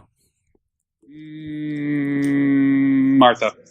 Okay, so if you would ask me this question like 2015, when the or 2013, whenever the 50th anniversary, I would have said that my least favorite's Martha. But and I'm not the hugest Rose fan, because I think Rose with 9 kills a lot of her run for me. Mm-hmm. But I agree. But Clara's run killed me. I loved Clara. I was like, Clara's going to be one of the best companions ever if they would have ended it with Matt. If she had just been a one and done with Matt, I could see her getting. You know what? Little side. 2 years ago, was it? It was 2 years ago. There was a big Doctor Who presence at Wizard World. Alex Kingston was there. Oh God, the woman that plays Donna. I don't know her name off the top. Catherine Tate. Catherine Tate's awesome. Alex Kingston, Catherine Tate, David Tennant, Jenna Coleman, and there was one other one. Catherine Tate, by the way, has the best panels of anyone. Her and Alex Kingston have like the best panels. Harkness, oh God, Barman. John Barrowman. Okay, so here's the thing. If you're at a comic convention and you see him on the guest list, I don't care what you're doing. Take an hour out of your day to go to his fucking panel. He's such a delight. Because he actually brought down the entire stage at Planet Comic-Con 2 years ago. Like, legit brought down the stage where they had to cancel all the panels the rest of the day. It's John Barrowman, baby. Of course. I love him. All right. So they had, the way they had it set up, they had Alex Kingston and Jenna Coleman right next to each other. And then they had Catherine Tate, John Barrowman, and David Tennant in a row. But David Tennant canceled that day. Like the very first day of con, he backed out. Yeah. And people were pissed. Yeah, I get that. But what was funny, and I felt so fucking bad, because Alex Kingston was there, and there was such a fucking ginormous line. It was insane. Like, you would have thought fucking Robert Downey Jr. was there. It was so huge. And then right next to her was Jenna Coleman, and there was not a single fucking person in line for her. My heart broke for her, because I'm like, she's not that bad. Like, she's not the worst. She's not the best. She's not the worst. So I walked up to her, and I said, you know what? I just want to tell you, I love you. And now Brodie has a restraining order with Jenna Coleman's autograph. Congratulations, sir. No, and she was smiling. She's like, oh, thank you. She's like, you a big fan of the show? I'm like, yeah, I am. I particularly like your run with Matt. Like, I think The Rings of Akatan is one of my top 5 episodes of Doctor Who of all time. The fucking Leaf, man. That's such a great story. Like, her in the 3 big episodes. The time, the day, and the name. So good. Like, did that speech that Matt gives at the end of Rings of Akatan is like the all-time second greatest speech I've ever heard the Doctor give on the history of the show that I've seen so far. My personal favorite Doctor speech is the Pandorica opens. That's a good one too. And then there's Tenets. That's like, I'm from Gallifrey. I'm from I like that one. Okay, back to but I felt bad because I just felt bad. So you're saying Martha, you say Martha, I say Clara. This is where we're at? Yeah. Okay. I'd say Martha's my least favorite. All right, your and next. It's tough because my next least favorite, it's a neck and neck between the two. And that is? This one we might get into words over. And it is? Donna. Oh, you're a fucking prick. I don't like the way she interacts with the Doctor. See, I love their interaction because they come across as brother sister, which you don't get that with any other companion.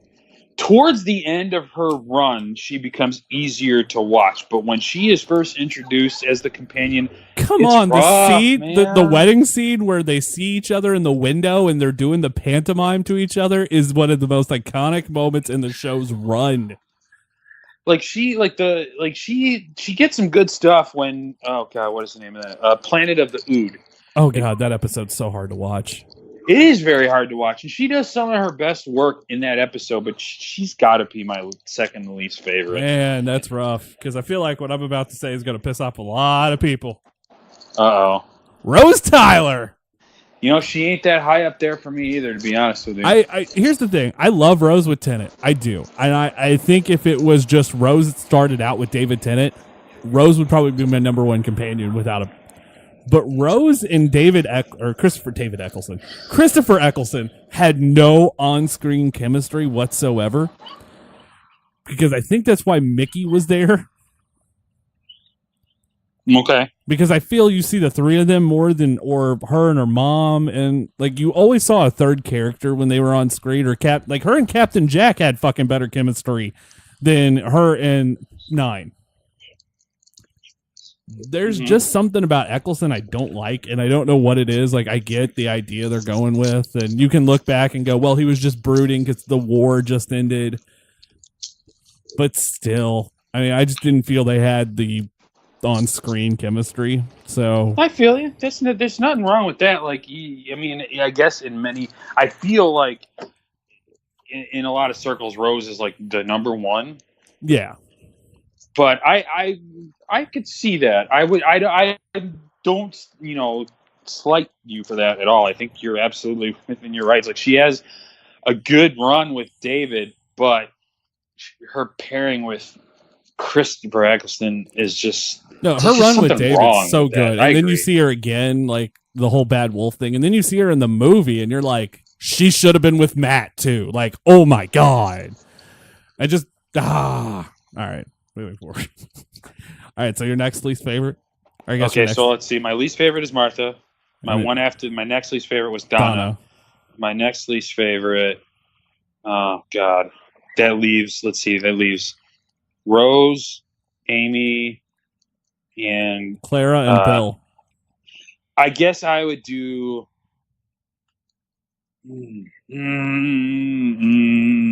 I guess I would do Rose next. All right. I mean, I can't. I feel like it's the same reasoning here as me on that being so low. Yeah, I mean, like I don't. Because my next one's Martha. Let's just go ahead and my next one's Martha. My next one is Clara. Okay, so Clara's after Rose. Okay, so we've done the argument with. Is it the same reasoning? Like Clara's in the middle for you. I assume that you enjoy some of her run, but hate it too. I don't. I like her at the very beginning. Like, I really do. Like, the very end. I love her first run with Matt. I even like her stuff with Peter for the most part. But her last run with Peter, series 9, whatever you want to call it, it just like by that point, it's like, all right, there have been so many logical points she should have died. Oh yeah, no, that was my issue with that. Like, she should have went out at season 8. Although my favorite Doctor Who Christmas special is Last Christmas. That's a good one. That's a really good one. Nick Frost, like that. I love that one. That one, and I like the The one with Matt's last episode. The Time of the Doctor, which the I Time actually of the have a Doctor. full poster of. I cannot bring it to hang it though, because every time I see it, is I my cry. all-time. Oh, go ahead. I'm sorry. Oh no, I cry every time I think about that episode. That is my all-time favorite regeneration, Oh, mine too. hands down. I fucking bawled my eyes out watching that for the I first time. did like Capaldi's regeneration though. His speech was great. Like, that's number 3 on my speeches. Like, I loved his speech. Like, be kind, I don't know it off the top of my head, Like but his regeneration was really good. that last Christmas special was not as good. I didn't. See, I don't enjoyed know, the I shit wasn't out of in that. it. Him and the first Doctor together was really good. Like that's awesome. Yeah, okay. I don't know. It just didn't hit me like some of the other ones did. But So my next one. Okay, so who do I have left? I've got Amy. I've got Bill. I've got. Oh shit! I forgot about Bill. Yeah. Fuck. I've got Amy. I've got Bill, and I've got Donna. Oh shit. Let me think about my list again. I totally fucking. That tells you how much I like Bill. I totally forgot. So is about Bill him. your last? Yeah, put Bill all the way at the bottom. My God, man, you suck.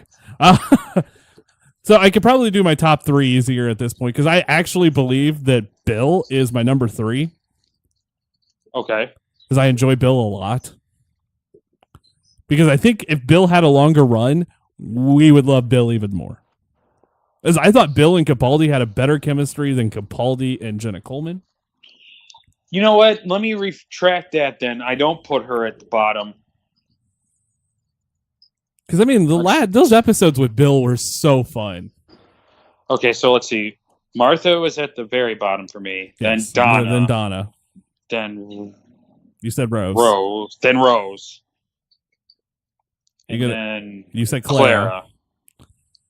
I'll put Bill in front of Donna and push Clara up one. Okay.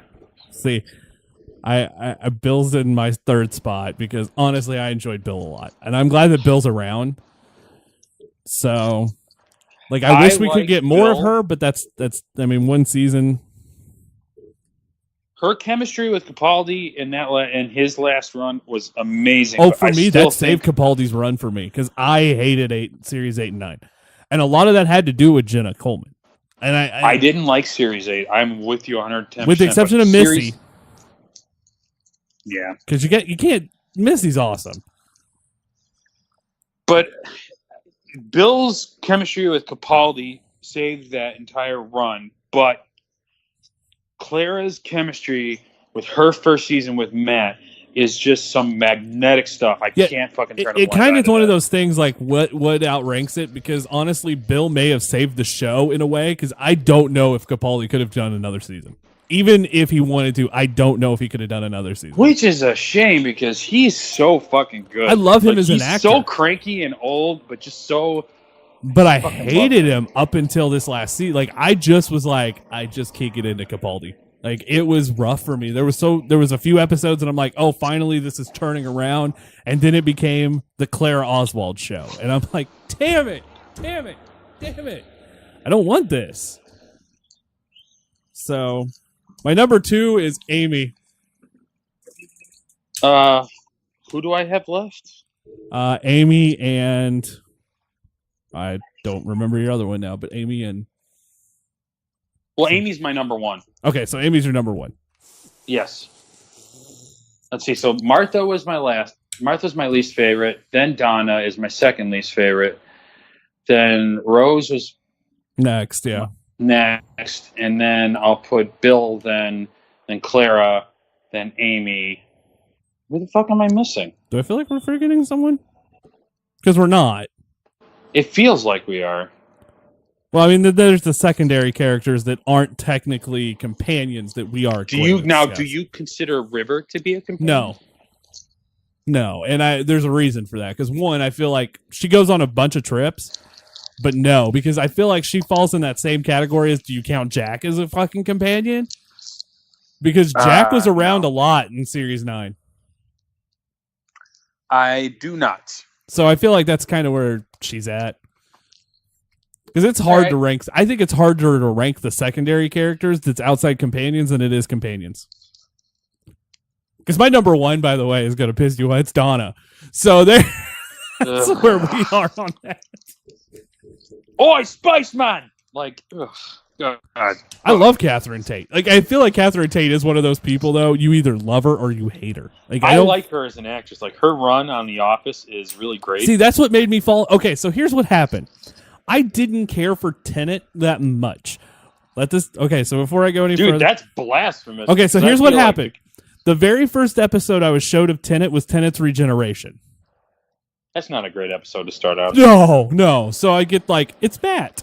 So here's how this works for me. So that I'm numb to that. So everyone cries at that episode. I'm just numb. My first Doctor regeneration was Matt. As it aired. When David turned into Matt? No, when Matt turned into Capaldi. That's the first one that I've seen when it aired. So taking that out of context, I'd already seen Tenet regenerate, and I went, okay, that's okay. Before I even saw Eccleston regenerate into Tenet. That's how, yeah. So I was numb to that last episode where I'm like, I like Tenet, but I wasn't like in love with Tenet because one, I didn't care about Rose. Martha did nothing for me. And I watched season 4 and I just kind of was like, meh. But then Martha does have a really good episode though. Martha has a few. There's the one where you see the anger of the Doctor when he becomes a human, and there's that one. The one where the guy, I can't think. Mark Gatiss is the sign, the Lazarus pit, yes. So whatever the name of that episode is, I'm terrible with the fucking name. But I will add this: she also was in the run when the new Master returned. So Saxon, yeah, John Sims. Yeah. I love John Sims a lot, dude. The way I've been randomly, which is what sparked me to message you to be like, hey, we should do an episode of Live about Doctor Who since it's coming out on Sunday. What sparked me to message you was I had been sitting here just like randomly watching episodes. Like I'll not like in any sort of order whatsoever. But then I found myself watching the Martha run. Coincidentally enough, even though she's my it's a least lot favorite better. companion. It's a lot better than anyone ever gives her credit for. And I think I like it because they pepper, like in the very, very first episode and throughout the season, they so expertly and so subtly pepper in all the John Saxon stuff. Well, it's kind of like Missy.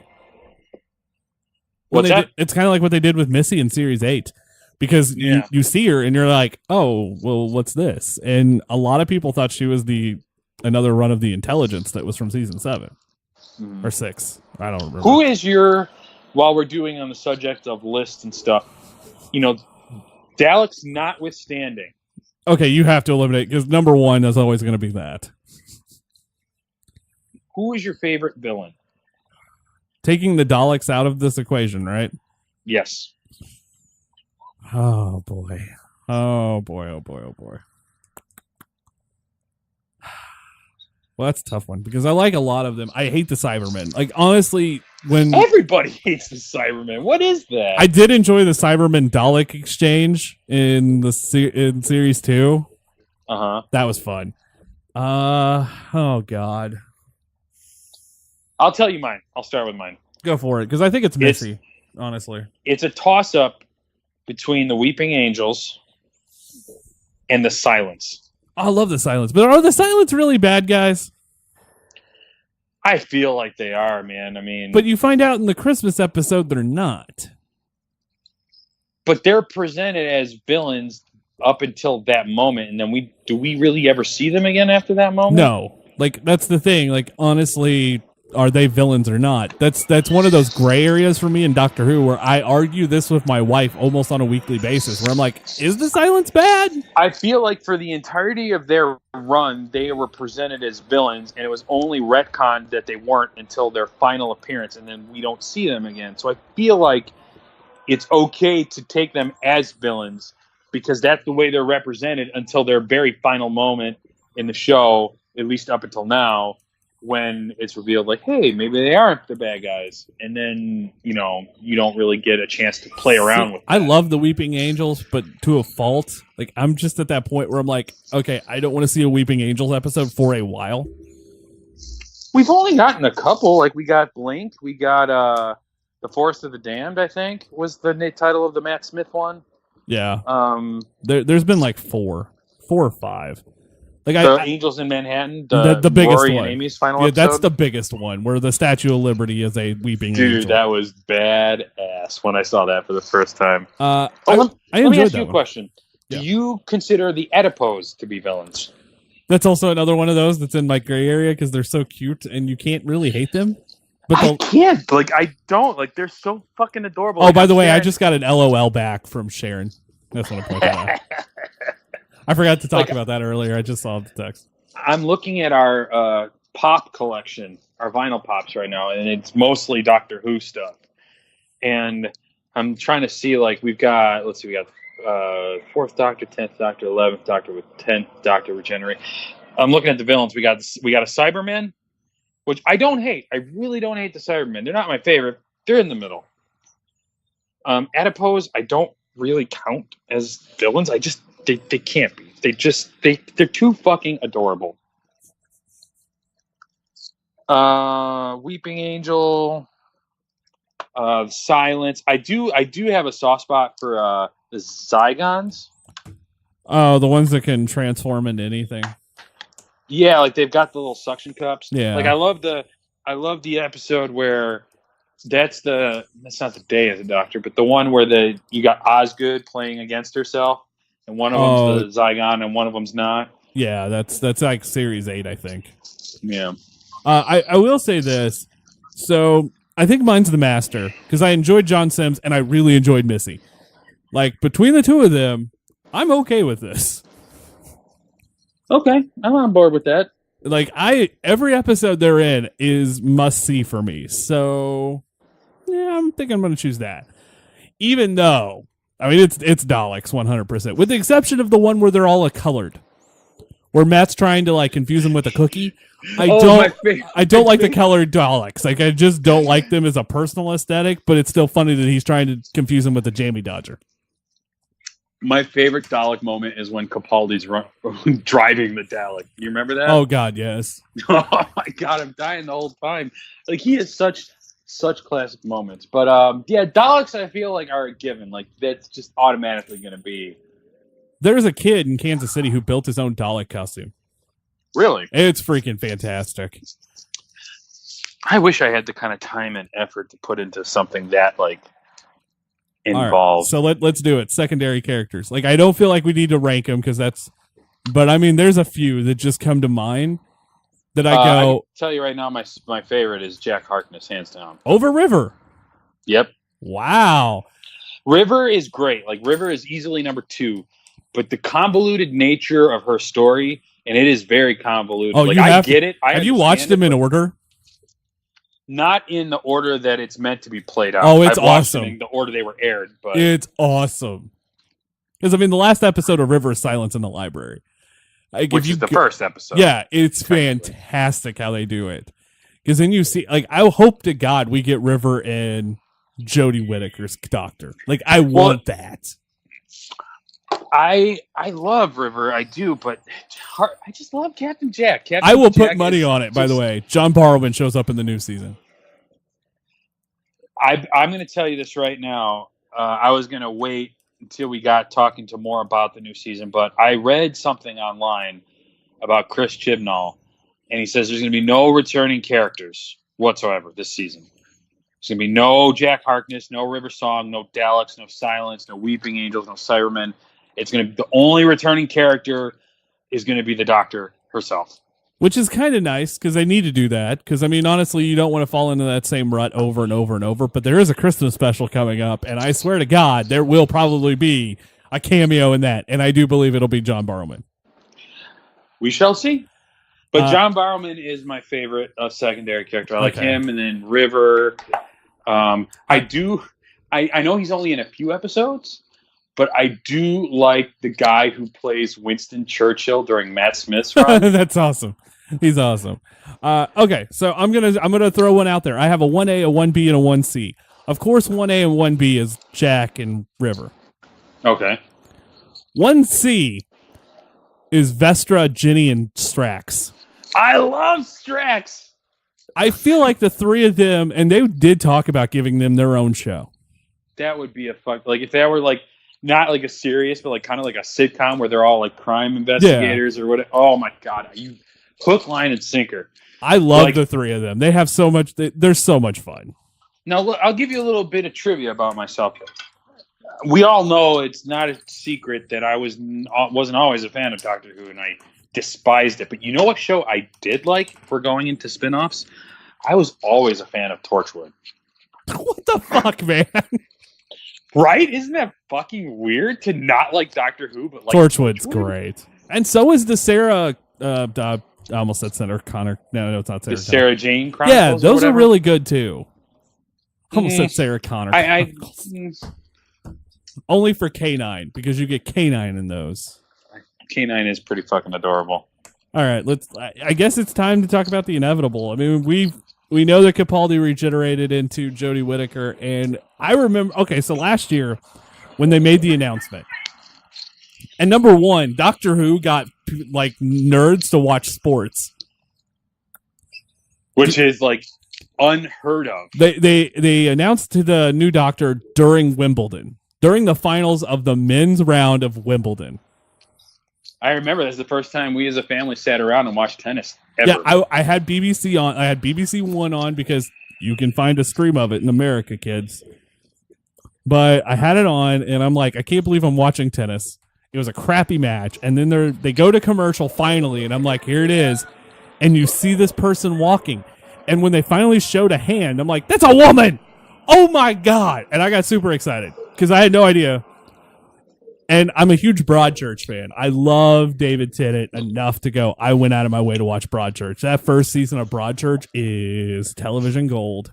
The first two seasons are great. It's that third season that feels off because like you get the story is resolved and it just felt like, hey, let's do a third one, but there's no story left to tell. Oh, I'll make some shit up. And I feel like that's almost like a Twin Peaks thing. Yeah. We'll get into that another time. I could go on for another couple hours about that, but yeah, no, it's that. But it was so like seasons 1 and 2 were so good, and I know Jodie Whittaker plays one of the mother of. Is it the child who died? Yeah, she's the mother of the child who was found murdered. And I freaking love her in that. But it was like I don't know how well because that's the only thing I really know her from. I don't think I've actually ever seen her in anything else. So I kind of wonder how she's gonna because I know Chibnall can write comedy. I know this. Have you watched any of the trailers or clips that have aired? Yeah. And I like the way she interacts with people. And I go, okay, this gives me hope.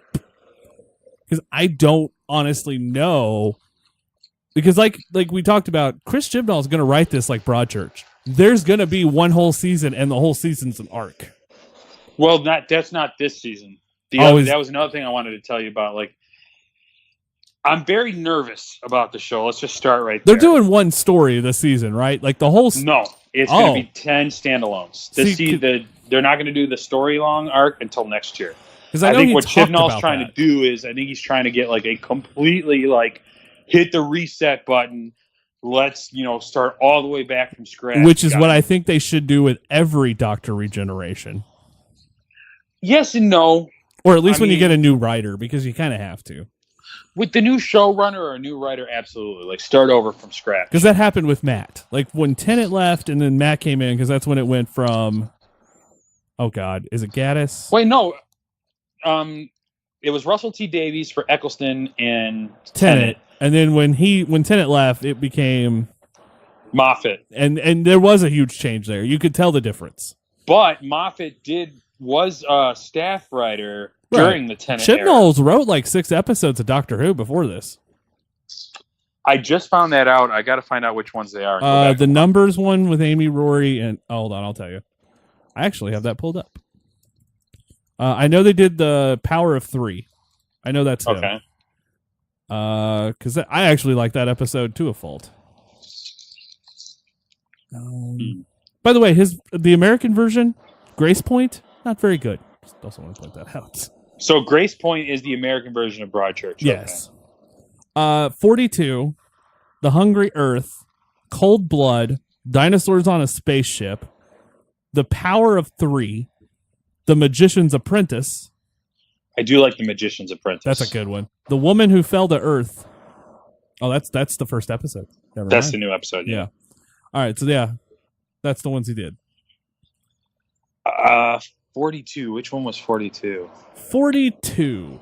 On a spaceship headed straight for the center of the sun, the Doctor has only 42 minutes to save Martha. The hot one where they're all like boiling Yeah, that's a alive good on one. the spaceship. That's a damn good one. Yeah. That's a very good one. The Hungry Earth. Oh, that's where you meet Vestra. It's that Hungry race. Earth. The Doctor tries to get everyone to Rio, but nothing quite goes as planned. They arrive in a small Welsh village where the Doctor immediately senses that the ground isn't quite right. Copy that. Okay. Yeah, it's the one where they're drilling. Yes.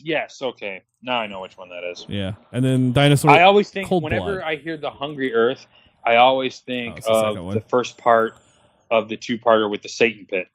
Yeah. No, I think that is it, isn't it? No, it's not. No, it's not. Dinosaurs on a Spaceship. Of course, that's the one where they're dinosaurs on a spaceship. And Rory's dad ends up on the TARDIS. Ugh. I like Rory's dad. Come on. And then The Power of Three with the cube. Which is one of the weirdest episodes, I think, of that last run of Matt's. So, all right. I got a question for you. Deep dive. Yeah. So the Lazarus effect, or whatever it's called, the one with Tennant and Martha, where the old doctor, goes young, but then he ends up becoming like a giant beast monster, and well, you know which one episode I'm talking about, right? Yes. Yeah. The whole episode he spends talking about, and this character's played by Mark Gatiss. Yeah, I know what you're talking about. Yeah. In the whole episode, he's talking about how he's old and he used to be in the war and blah, blah, blah. Flash forward to Capaldi's final episode where he is playing against Mark Gatiss, who's playing a young version of a soldier fighting in the war. Do you think there's a correlation there? Yes. Because I presented that to my wife, and she kind of like, I don't want to say it blew her mind, but she didn't really have anything to say because she'd never really thought of that before. But do you think that might be the same character? It could be. I think it is. I think it's supposed to be. Like just a little random thought I had while I was watching it. So when they did the announcement, I got super excited. Like I feel like it's just time. I'll just go ahead and say this: Jodie Whittaker was not even on my choice of list of people to play the Doctor. If we were going to go a female, I had two choices when they announced they were going to. There was another girl in Broadchurch I thought they would have chose. I would have gone I was going big. I was going to go with Haley Atwell. See, that is someone that look. That was a rumored so hard for so long, and I could see it. I also and just take this for what you will. This is just me being a fanboy, but a lot of people don't know that Gillian Anderson is actually British. So that could have been a possibility. Could have been. I don't think it ever was a realistic possibility. Well, could have been. I know Ron from Harry Potter, and I can't think of his name. But the kid who played Rupert Grint. Yeah, was on the list of everybody's hey, it could be this guy. I think if it was a female, it was always gonna be Haley Atwell for me. I just for sure I would have picked her.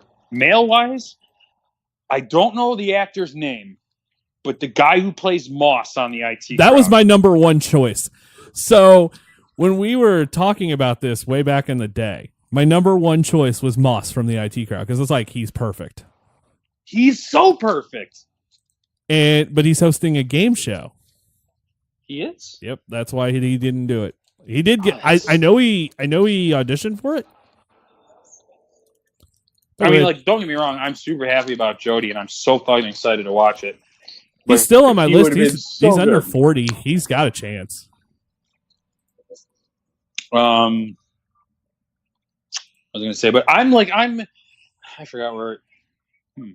I'm super excited. I really am, but there's so much that makes me nervous about Sunday. Like, I'm nervous for the way fans are going to react to it.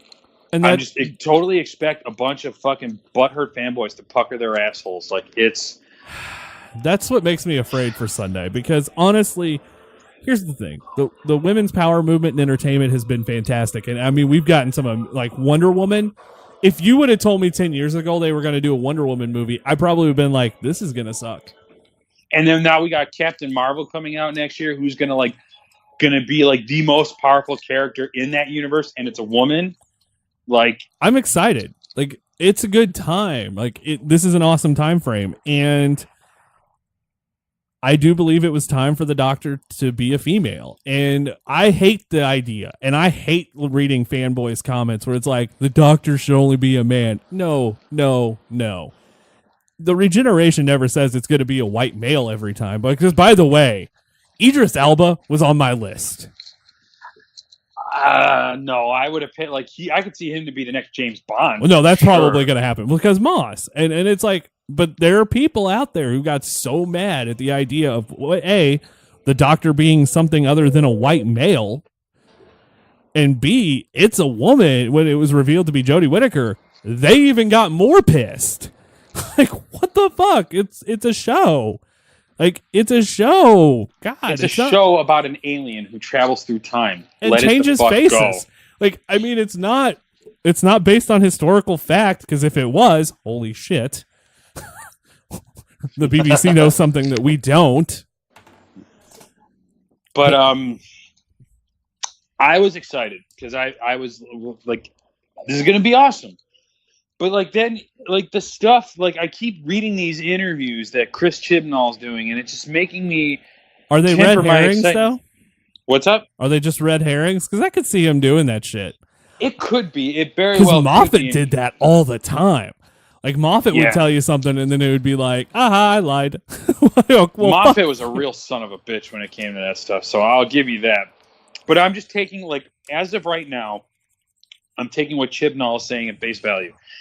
And some of these rumors and things I'm hearing, I'm just like, oh, God. Like, I don't like the fact that there's, like, 3 or 4 companions. I really, really don't. Because, like you said earlier, that there's potential to take away from screen time with the Doctor. If they do it right. Called Doctor Who. Not Doctor Who and the Funky Bunch.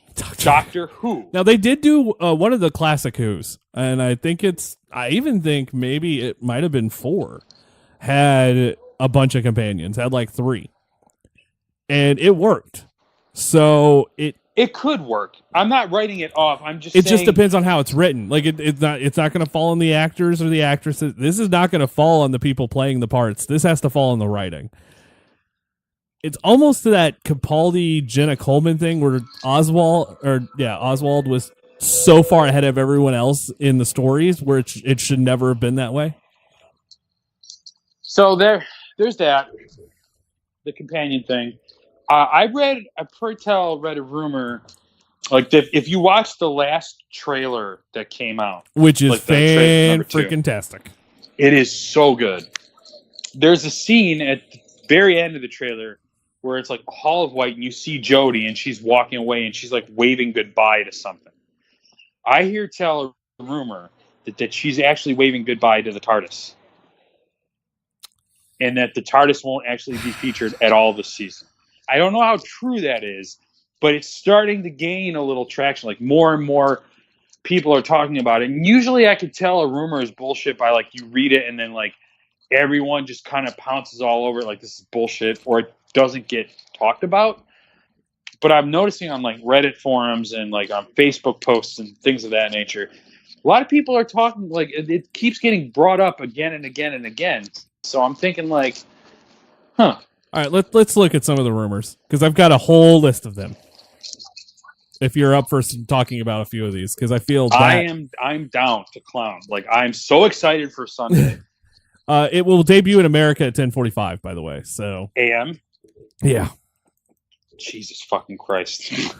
That's early. The first I usually don't wake up on a Sunday till after 11, so that'll be fun. The season will run until December 9th.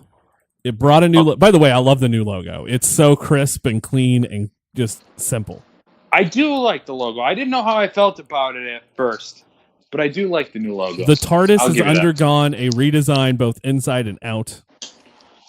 I see. All right, I'm going to stop you right there. I understand wanting to start over new, but there are certain iconic elements of the show. I don't think they're going to change. Okay, so maybe it's like the shade of blue because they've done that before. Like the TARDIS blue changes. I don't know if anyone else notices that. Well, you can notice it as clear as day when you watch Day of the Doctor and you see the War Doctor 10 and 11. Yeah, all their TARDISes are different shades of blue. But changing the design of it completely, there are certain iconic elements that you just don't fuck with. And that's one of them. Like, if he's really going to do that, good on him for trying to be bold and take risks, but fuck you at the same time because I love that classic design. Well, I know that at this point, it's kind of like, I don't think they're going to get rid of the TARDIS, honestly. The show will feature a cinematic look to each episode. I'm down with that. I was talking to my wife and I said to her, I'm like, I don't know how I feel about it yet, but I noticed when you watch the trailer, it has a very like cinematic feel to it. Where the rest of the looks show, amazing. What's that? Broadchurch looks amazing. Broadchurch is a very excellently shot, beautiful looking show. And that makes me excited because, I mean, the new season may or may not feature returning monsters in general. Chibnall has confirmed that there will not be Daleks this season. I heard that he said no Daleks and no... he mentioned another villain, too. It's probably Cybermen. Because they've been around a lot during Capaldi's run. Who? The Cybermen. Yeah, he did. Yeah, it was the one. You're right. He definitely confirmed no Daleks and no Cybermen, which I'm okay with because the Daleks are super iconic. So, we could go a season without them. I wouldn't break my heart. And I do like the Cybermen, but if I don't see them this season, again, not gonna have a crap attack about that. The show's composer, since its relaunch in 2005, also left. That bothers me. It might be an innocuous thing, but I like the way like each season the theme, the core, like the opening theme stays the same, but there are enough changes that makes it like unique. We'll see what I think it'll be fine. Maybe I'm just being too nitpicky. Well, until you actually see what it is and hear it, then I mean you can't really make a decision on that at all. Very true. Very true. The Christmas special was filmed as part of season 11. So this will be part of the new season. They spent 3 weeks filming in South Africa for one episode. I heard a rumor that the Christmas special isn't going to be a Christmas special. It's going to be a New Year's special. Well, it airs on Christmas Day. I did read that. So the show will feature a new opening, of course. And each episode in season 11 will be a standalone. There won't be any two-parters, but that also doesn't mean that the story arc doesn't go through the entire season. Because remember, with Matt's first season, you have that Pandorica moment, and you see the riff and then the Pandorica. And all of that kind of ties together in that last episode, so you don't actually have to see every episode, but you should. But it's kind of beautiful in a way, like you could watch that whole season from episode to episode, and they're all standalone episodes, but you don't actually realize there's an arc, like they all tie together until you watch that last episode. Yeah, and I think that could be something that Chibnall will do. Okay, so here we go. This is casting and guest star rumors. Peter Harness, who stated that he would love to bring back the character of Ian Chesterton, which was played by William Russell, one of the first Doctor's first companions, could actually show back up. Interesting. The character of Osgood may return at some point. I would like that. I enjoy Osgood. The 8th Doctor, Paul McGann, has stated that he would be willing to return. I don't know if that'll happen or not. Josh Noble says he would like to appear in a Doctor Who episode at some point. Well, isn't Paul McGann in Broadchurch? Maybe. I have to look that up. Alan Cumming will appear in season 11 as King James I. I love Alan Cumming. Sean Dooley will guest star in an undisclosed role. That's an interesting one. That's a really interesting one. Okay. Michelle Gomez has officially retired as Missy. That sucks. There are the character may return at some point, but she will not. There are no plans to bring back River Song That sucks. or Jenny Vestron Strax. That sucks. Both the cast and the BBC are very secretive regarding the contracts each performer has, so it's hard to know who will return and who was just brought on for one season. There are rumors that Billie Piper would return, but those stemmed from an Instagram post where she was simply showing her appreciation for Doctor Who. That's awesome. That's awesome. I like Rose, but I do not understand. Oh, okay. This is a storyline, and if we spoil anything, it's your own fault. These are some of the rumors for stories. The casting of Cummings as King John suggests that at least one episode will be set in late 16th or 17th century in either England or Scotland. Okay. It is also suggested that Cummings' King John will be a villain. Ooh. And could return in future episodes. That's interesting. So, like a recurring villain. Yeah. That's really interesting. The Doctor will meet Rosa Parks at some point. That makes sense. I like it.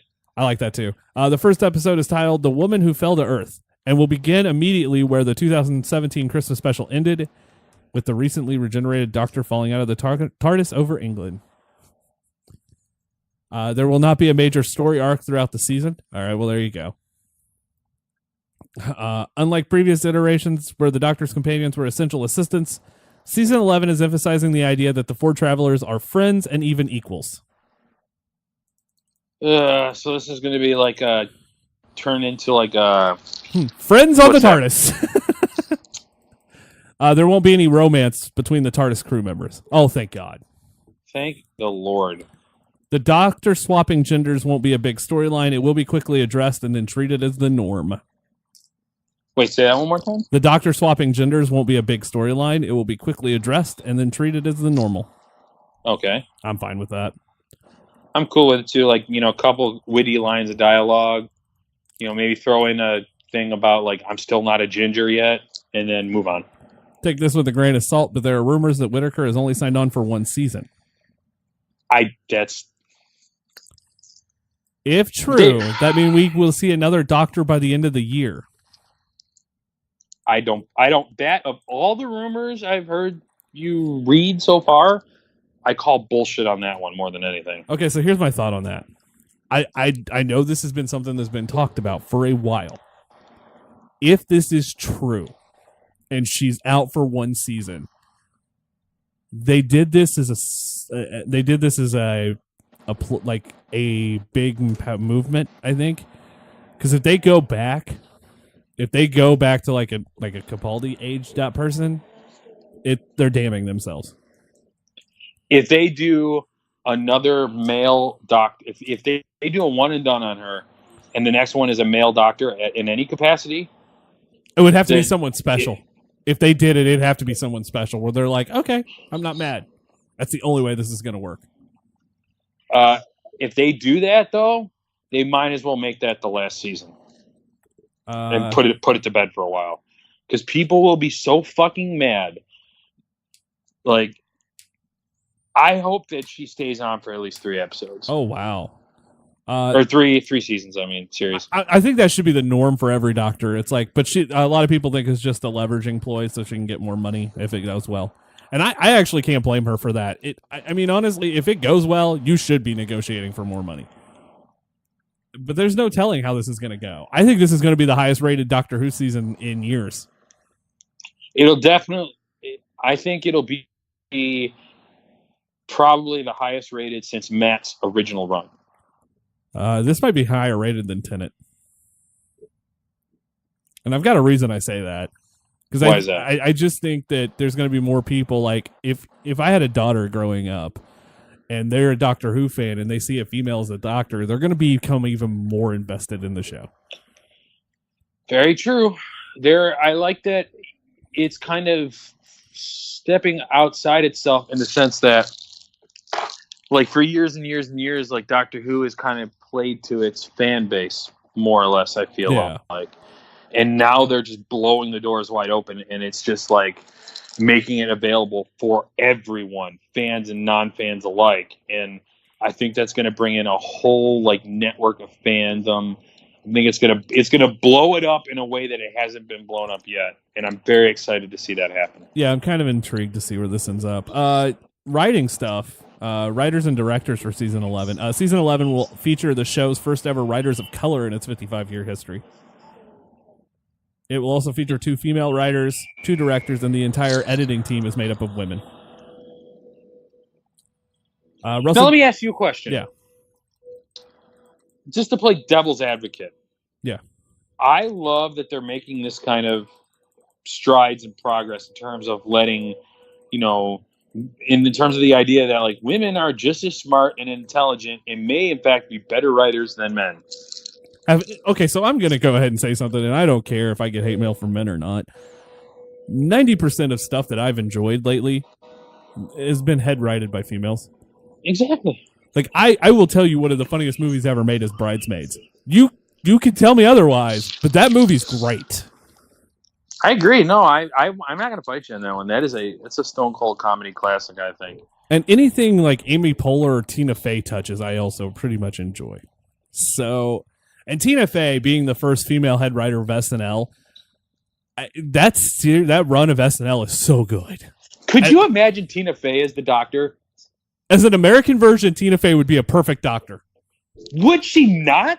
I always said if they ever casted an American Doctor Who, and the TARDIS would be a fucking Porta-John. But if they ever did the TARDIS, it would be. If they ever did a American version of the show, there are 2 actors, there are 2 people out there that I feel would make a great American Doctor. Tina Fey and James Roday. James Roday. Hold on, let me work this out for myself. That name sounds familiar. He was on Psych. He is Sean Spencer. Gotcha. Tell me if I'm wrong.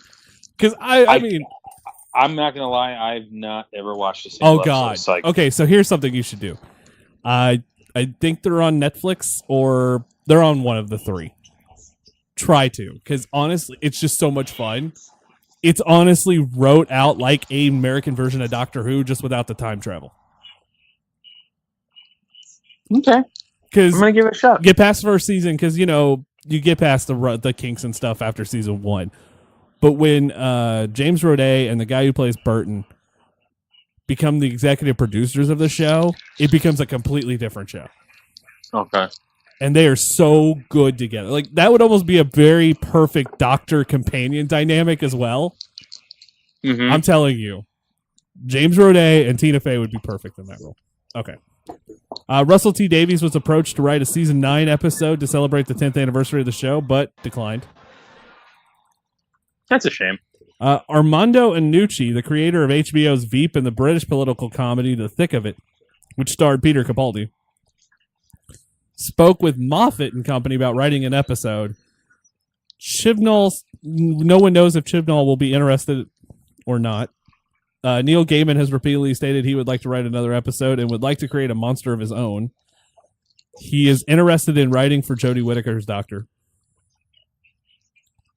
I feel like we're going to be seeing a lot of high-profile like writers and directors coming on and be like, "Hey, we want to do an episode of Jodie's run." Here we go. Lord of the Rings director Peter Jackson has repeatedly stated that he would like to film an episode of Doctor Who. I buy that hook, line, and sinker. That man, like say what you will about his later years output with all these like epic movies he makes. His earlier work, like his earlier horror stuff, would fit perfect with the Doctor Who universe because at least like he can do it like make it like cheeky and fun. It looks cheap, but not like cheap in a bad way, just very like kind of like basics, bare bones. Like I feel like Peter Jackson would make an amazing episode. Hands down. By far. And the one other thing was the creator of Black Mirror was also approached to write an episode. Have you ever watched Black Mirror? I don't care for it. There's a few episodes I enjoy, but it's not, I don't know. I just, it's weird for me lately. I can't get into Stranger Things. And I've tried. A pox on you. Yeah, I Pox tried. on you, my friend. I did not. My exact wording on the article was, "I did not feel stranger nor things." I couldn't get into that. I can't get into The Walking Dead, and I can't get into Game of Thrones.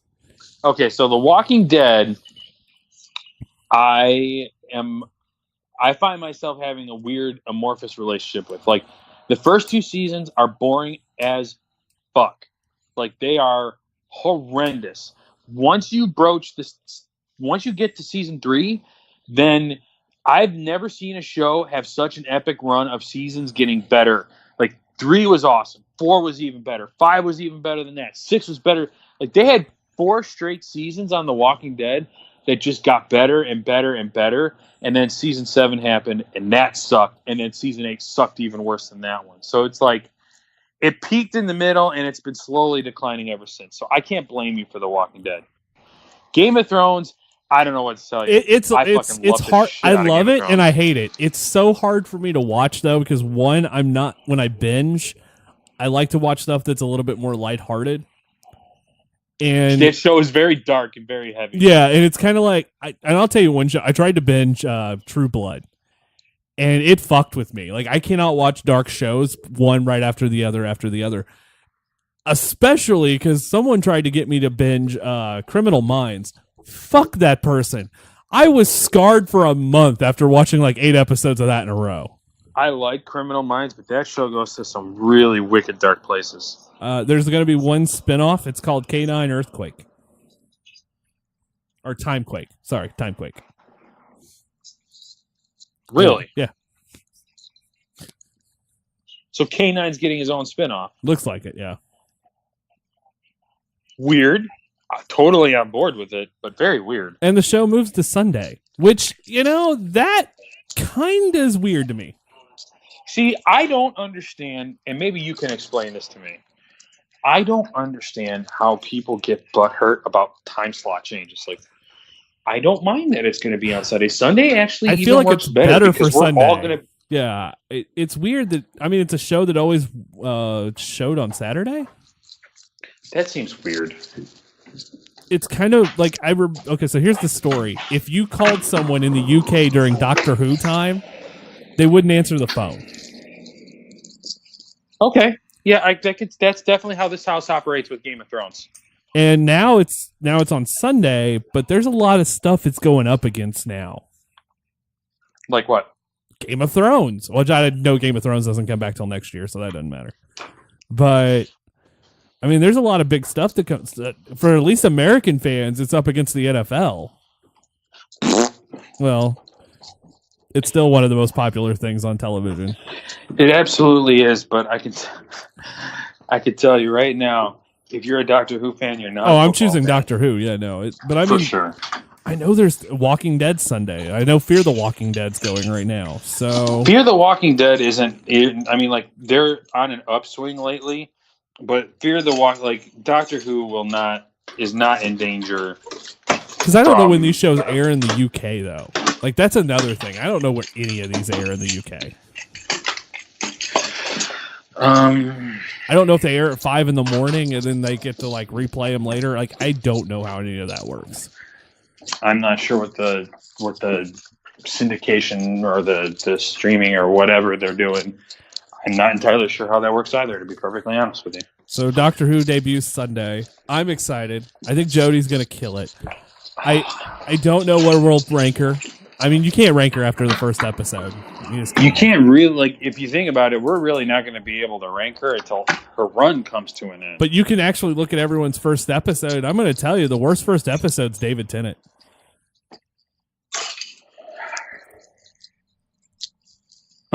He was asleep through 90% of that episode. It's just Rose, her mom, and Mickey.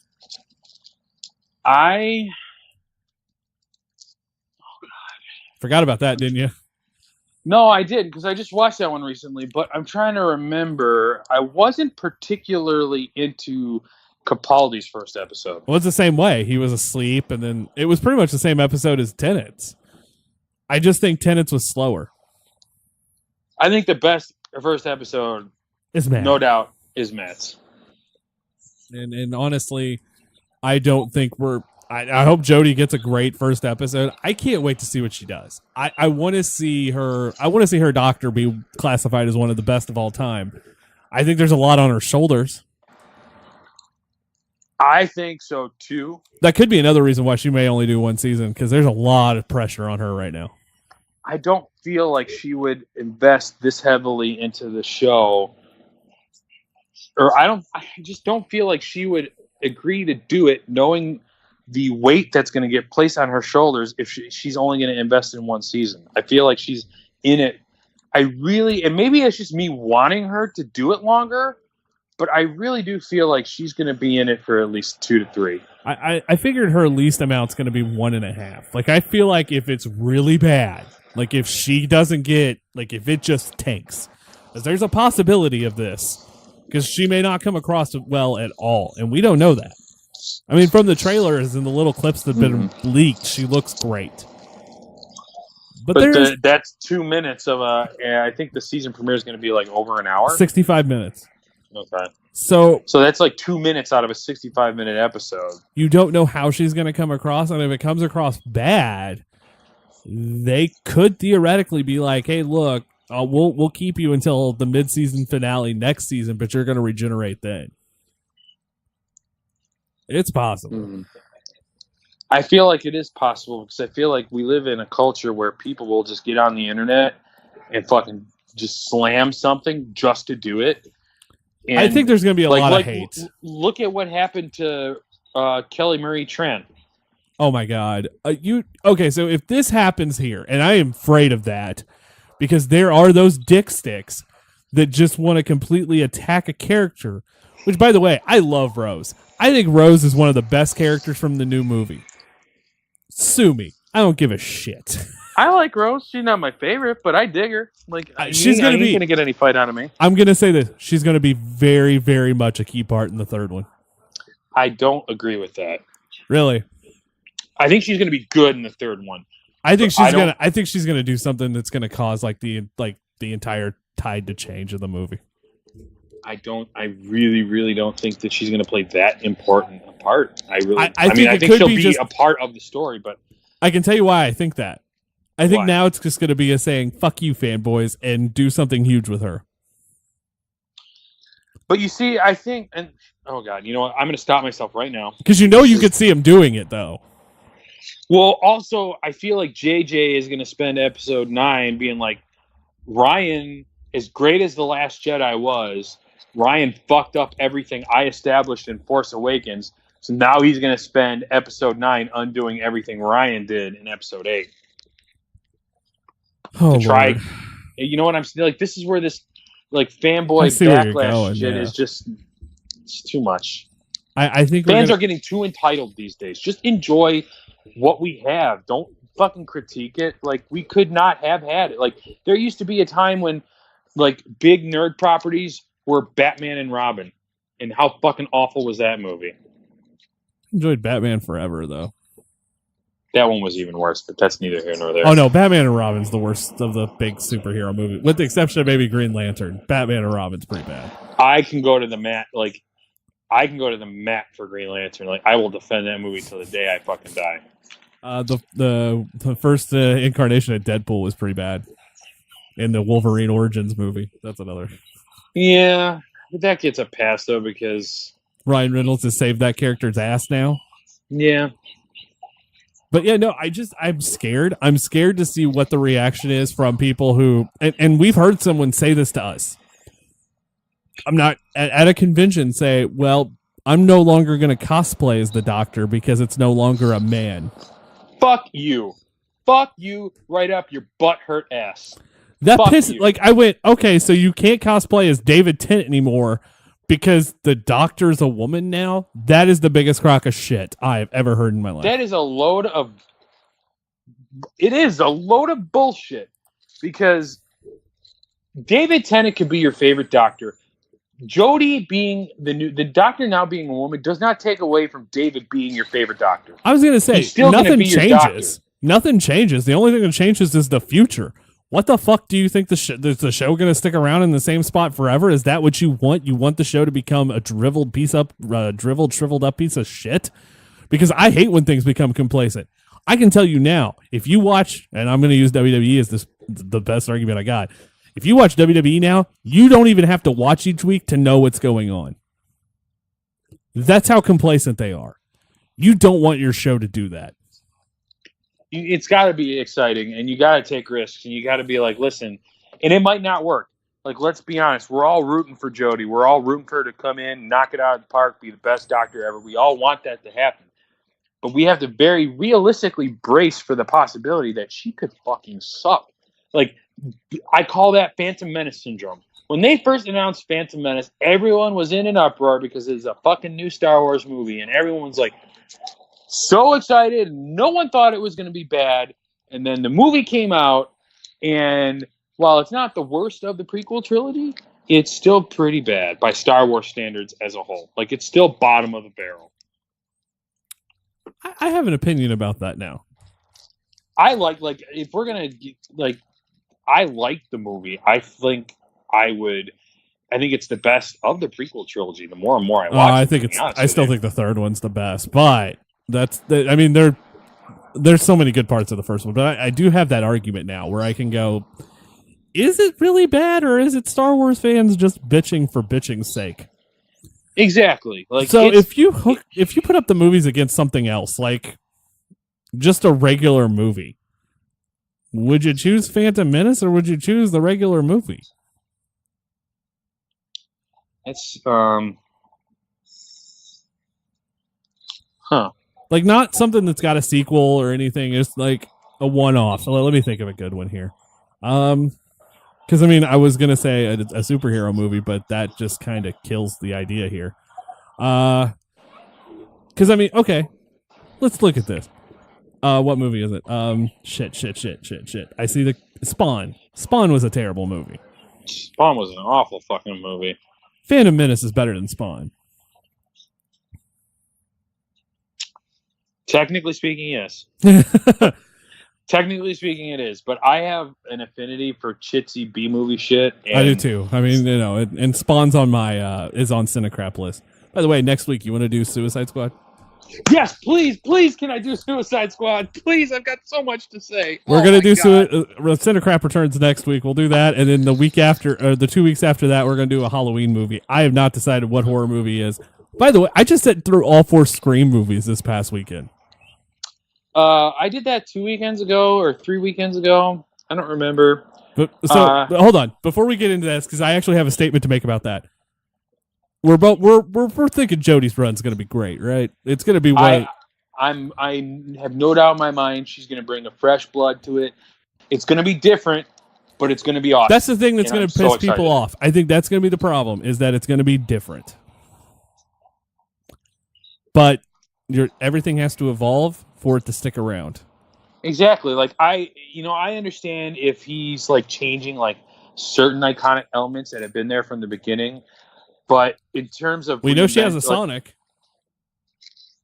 She seems like she's going to be like a classic version of the Doctor that we know and love.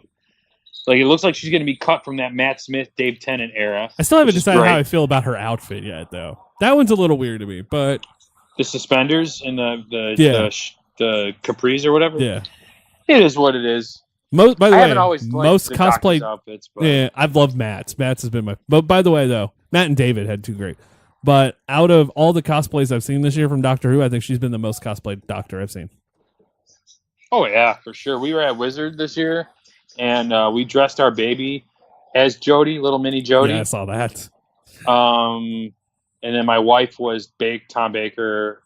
Stepson was David Tennant, and I was Matt Smith. Which cracked me up. It cracked me up to know that at some point in your life, you have made out with the 4th Doctor. All right. So there's your... Like, I love my wife, but Okay, so really quick, the Scream movies. So we're excited for Doctor Who, but I got to talk about this. I've not watched the 4th one. This is the first time I've sat down and watched the 4th one. What did you think? So we watched the first one, and I haven't seen the first one since I was in high school. Okay. I think the first one's really good. I think the first one is that I think that defines 90s horror genre. I think the first Scream saved the horror genre. And I can't disagree with you because I mean I don't know around that time and I Know What You Did Last Summer came out at the same time. I do like I Know What You Did Last Summer, but I think the very first Scream movie kind of saved the horror genre, brought it back from like because like you got the early '80s horror movies, which are stone cold classics. You got your Freddy's, your Jasons, your Michael Myers. You know, you get your Chucky. By the way, how good does the new Halloween movie look? Dude, I'm so excited about seeing this movie. It looks so fucking badass. I'm going to sneak in an Activia yogurt. What's that? I'm going to sneak in an Activia yogurt. I see what you did there, Jamie Lee Curtis, Activia sponsor. I like her. But that movie looks really fucking good. And I like the Rob Zombie ones too, by the way. Fuck you. I enjoyed the first Rob Zombie Halloween. Rob Zombie's Halloween and Halloween 2 are two of the biggest cinematic pieces of shit that have ever existed in the history of movies and cinema. Have you seen The Hills Have Eyes, the reboots? I have. They're bad. The Hills Have Eyes is Godfather quality entertainment. I walked out of The Hills Have Eyes too, by the way, in theater. I walked out. The only movie I ever walked out of.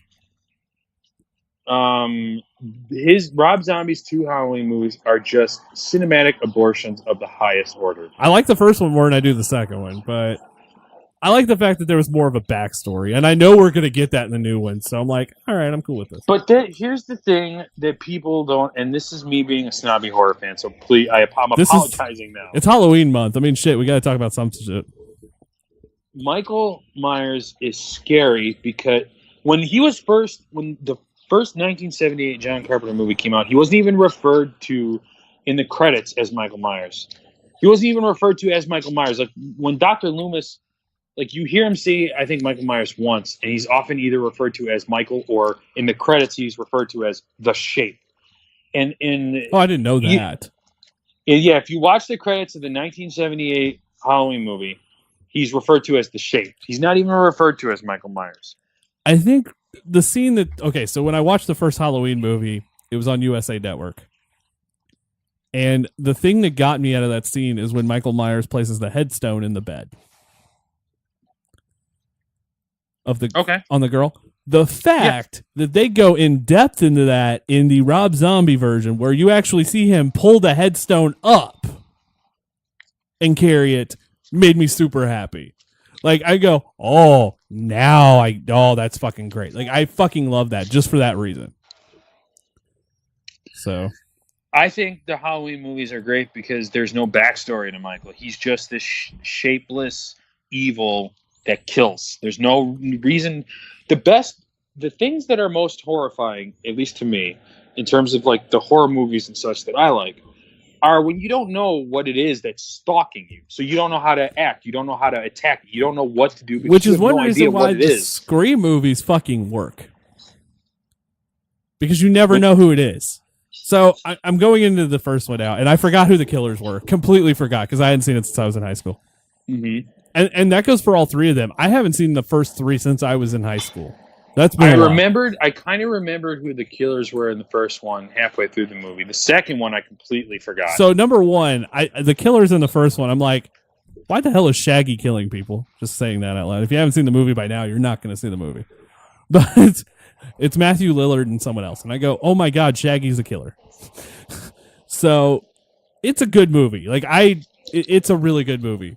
When you get to the second one, I have to tell you, and the kills in the first one are really good. They are. But I got to tell you, the second one may have my favorite killer of the first three. Are you talking about Mickey? Is it? Yeah, Timothy Oliphant? Yeah, fantastic. Love him. Anything he's in, I'm like, I like that guy a lot. My favorite scene in that whole movie is when they're towards the beginning when him and Randy are in the film class and they're going back and forth. Yes. For sure. And then the third one, and it's a steaming pile of crap, with the exception of, I didn't see this coming. Okay, so the story, like the twist at the end when you find out that Roman is her brother, Sydney's half brother or whatever, and like it was okay. The movie was all right. It was like it was a little too funny. Like they leaned a little too much into the comedy. I did like the Jay and Silent Bob cameo Oh at the God, beginning of the movie. I forgot about that because I wasn't a fan then. Oh God, I forgot about that. But I got to go into 4. So 4 comes out what 2011. Yeah, that sounds about right. When I say this, I'm going to get hate mail out the ass. 4 is better than the original. You are fucking dumb. No, I'm just kidding. You are gonna. People are not gonna. I don't understand it. I don't disagree. I'm not gonna take your opinion away from you. I'm very curious to hear why you think it's better. Okay, so I hadn't seen the movie, and I got who. Okay, so halfway through when the movie started, This is how I work in horror movies. I always guess who the killers are. Okay. Because by the time you're 15 minutes in, you've already seen the killers. Mm-hmm. My thought was it was David Arquette. The entire fucking movie, I'm like, it's Dewey. Dewey is the one doing this. Because I guess apparently all I could think of was Scary Movie. Goofus or Goofy? Yeah, or? yeah, Doofy. Doofy, there you go. And I'm like, oh, Doofy did it in Scary Movie. Dewey has to do it here. The fact also that they were making fun of the idea of reboots and all of that in this movie, where it's like, oh, you have to take it up a notch. And I was like, I don't know who it is because I guessed someone at the time and I was wrong. And I'm like, well, fuck. And then I guessed someone else and I was wrong. And I'm like, fuck. And then I guessed it was Sydney's cousin's boyfriend. And it wasn't. And I'm like, fuck. When I come to find out it's the girl, it's Sydney's cousin. And sorry to spoil it. And the theater kid, like the movie kid, which completely took me off guard. I'm like, well, son of a bitch, I didn't see that coming. Oh, that's the cult, Kieran Culkin. Yeah, I knew it was a Culkin. That's all I knew. But I didn't see that coming at all. And I was like, that's fan-fucking-tastic. And then she killed him, and she's like, I'm going to be the last person standing. Fuck this shit. Which she wasn't. And it's like, you don't ever... And then the last line that Sydney delivers is, you don't ever fuck with the original. And I'm... God damn it, that's awesome. I liked the fourth one, but I think I liked the first one just because of the way it reinvented and 1A, 1B? Because, I mean, honestly, the fourth one is so good. When it's like... Because that's all we're getting now is reboots of franchises. Have you watched the show at all? No. It's garbage. Yeah, I someone told me not to even waste your time, and I after I watched the fourth one, because I was like, oh god, this is gonna suck. It's not good. It doesn't. I don't think it keeps in continuity at all with any of the movies. I think it's kind of completely its own thing. Like I think it takes place in the same town, but I think that's really the only connective tissue. Maybe I didn't even make it through the first season. I got halfway through the first season, and I found myself like. You ever start binge watching a show and like halfway through you're like, I don't know if I'm watching this because I want to keep watching it or if I'm doing it just to finish it. Or just have something on in the background. Yeah, I know. I've done that a few times. That's how it happened. When I watched the first season of the Scream TV show, that's how it was. I was watching it because I felt obligated as a fan of horror to give it a shot. And as I'm watching it, I'm not really enjoying it. I'm only continuing on because I feel kind of I know obliged to do so. I know I'll get some hate mail because I'm like, yeah, I enjoyed the fourth one more than I thought I would. I think it's because I had such, when you go into a movie with such low expectations and then it just blows you away, you're like, oh shit, I don't know what to do right now. Yeah. I did. I thought the fourth one was great. Fourth one's good. It's like it's surprisingly good. No, I still think the worst one is 3. Honestly, the second one. I'll see. I think 3 is worse than 2. I think the second is worse than the third one because I think his mom being the one person that was killing was kind of shitty. But you get Timothy Olyphant, and I'm like, I could justify this. His mom being the killer was totally... Billy's mom, by the way, just to throw that out there, from the first one. But Fantastic was really, really good. But Jerry O'Connell, What did I say? When he got killed in the movie, I was like, oh, the truffle shuffle died. oh man. Oh, too bad he can't slide his way out of this one. Yeah. But I will say this. If you haven't seen Scream 4, you should. It's on Netflix. Yeah, no, that's what. Yeah, I subscribed to Stars so I could watch 1 and 3. 2 and 4 are on Netflix, which is really weird. But I was thinking this is something I got drunk while watching the movies too. I think I downed like 4 bottles of wine with my mother-in-law. So yay! It was fun though because that's her favorite franchise. Her favorite movies are the Scream movies. And I'm like, I haven't seen them in years. Let's watch them. Fuck it. And it's certainly like it's not as a whole not a bad franchise. I mean, there are some that are just complete turds, but the first one is always going to be like I would say time will hear me out on this one, but I think Scream, when we look back on ourselves or on history or back on pop culture in terms of like the movies and stuff that were produced, I think Scream will stand alongside like The Exorcist and the first Halloween and Nightmare on Elm Street. I think it does now. And I think when we look at it later on, I think the only sequel out of that franchise that's going to stand with it's 4. Like I do see 4 being talked about. Like I don't know how well it did in theater. I figure it bombed, but I think it did. Yeah, I don't know. I couldn't tell you, to be honest with you, but there hasn't been anything related to the Scream franchise. I don't even hear anyone talk about it anymore. I think this is the most people have talked about Scream in a long time. Yeah, no. Well, Wes Craven, I think, just passed away too. So I mean, that'll do it. So here's how this is what the month of October looks like for live. We're gonna do we talked about Doctor Who this week. Next week we'll probably do a normal show. Spooktacular 4 at the end of the month. Or Spooktacular 5. I take back what I said. It's Spooktacular 5. Jesus. It's our 5th one. And I have the tournament that will end all fucking tournaments for October. What's that? So we did the superhero tournament, which we have not discussed since it's ending. Fuck Aquaman. I still don't understand it, but what the fuck ever.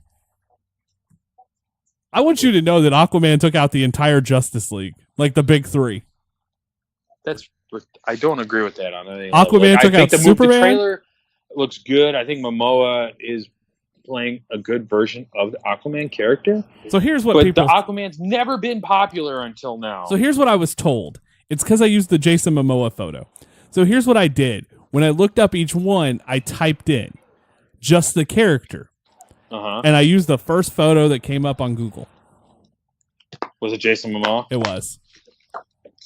There you go. Because Chris Evans was the first one that came up for Captain America. And you can tell which one the comics are bigger than the movies and the movies are bigger than the comics.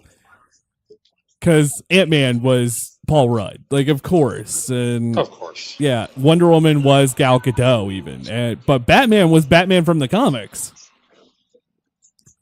So, whatever. Well, because there's so many different iterations of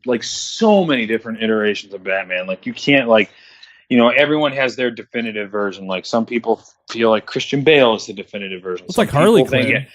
Adam West is the definitive version. Adam West is the fucking definitive version, damn it. Like, for my money, I think, like, Kevin Conroy is the definitive Batman. Oh, I forgot about Kevin Conroy. Love him.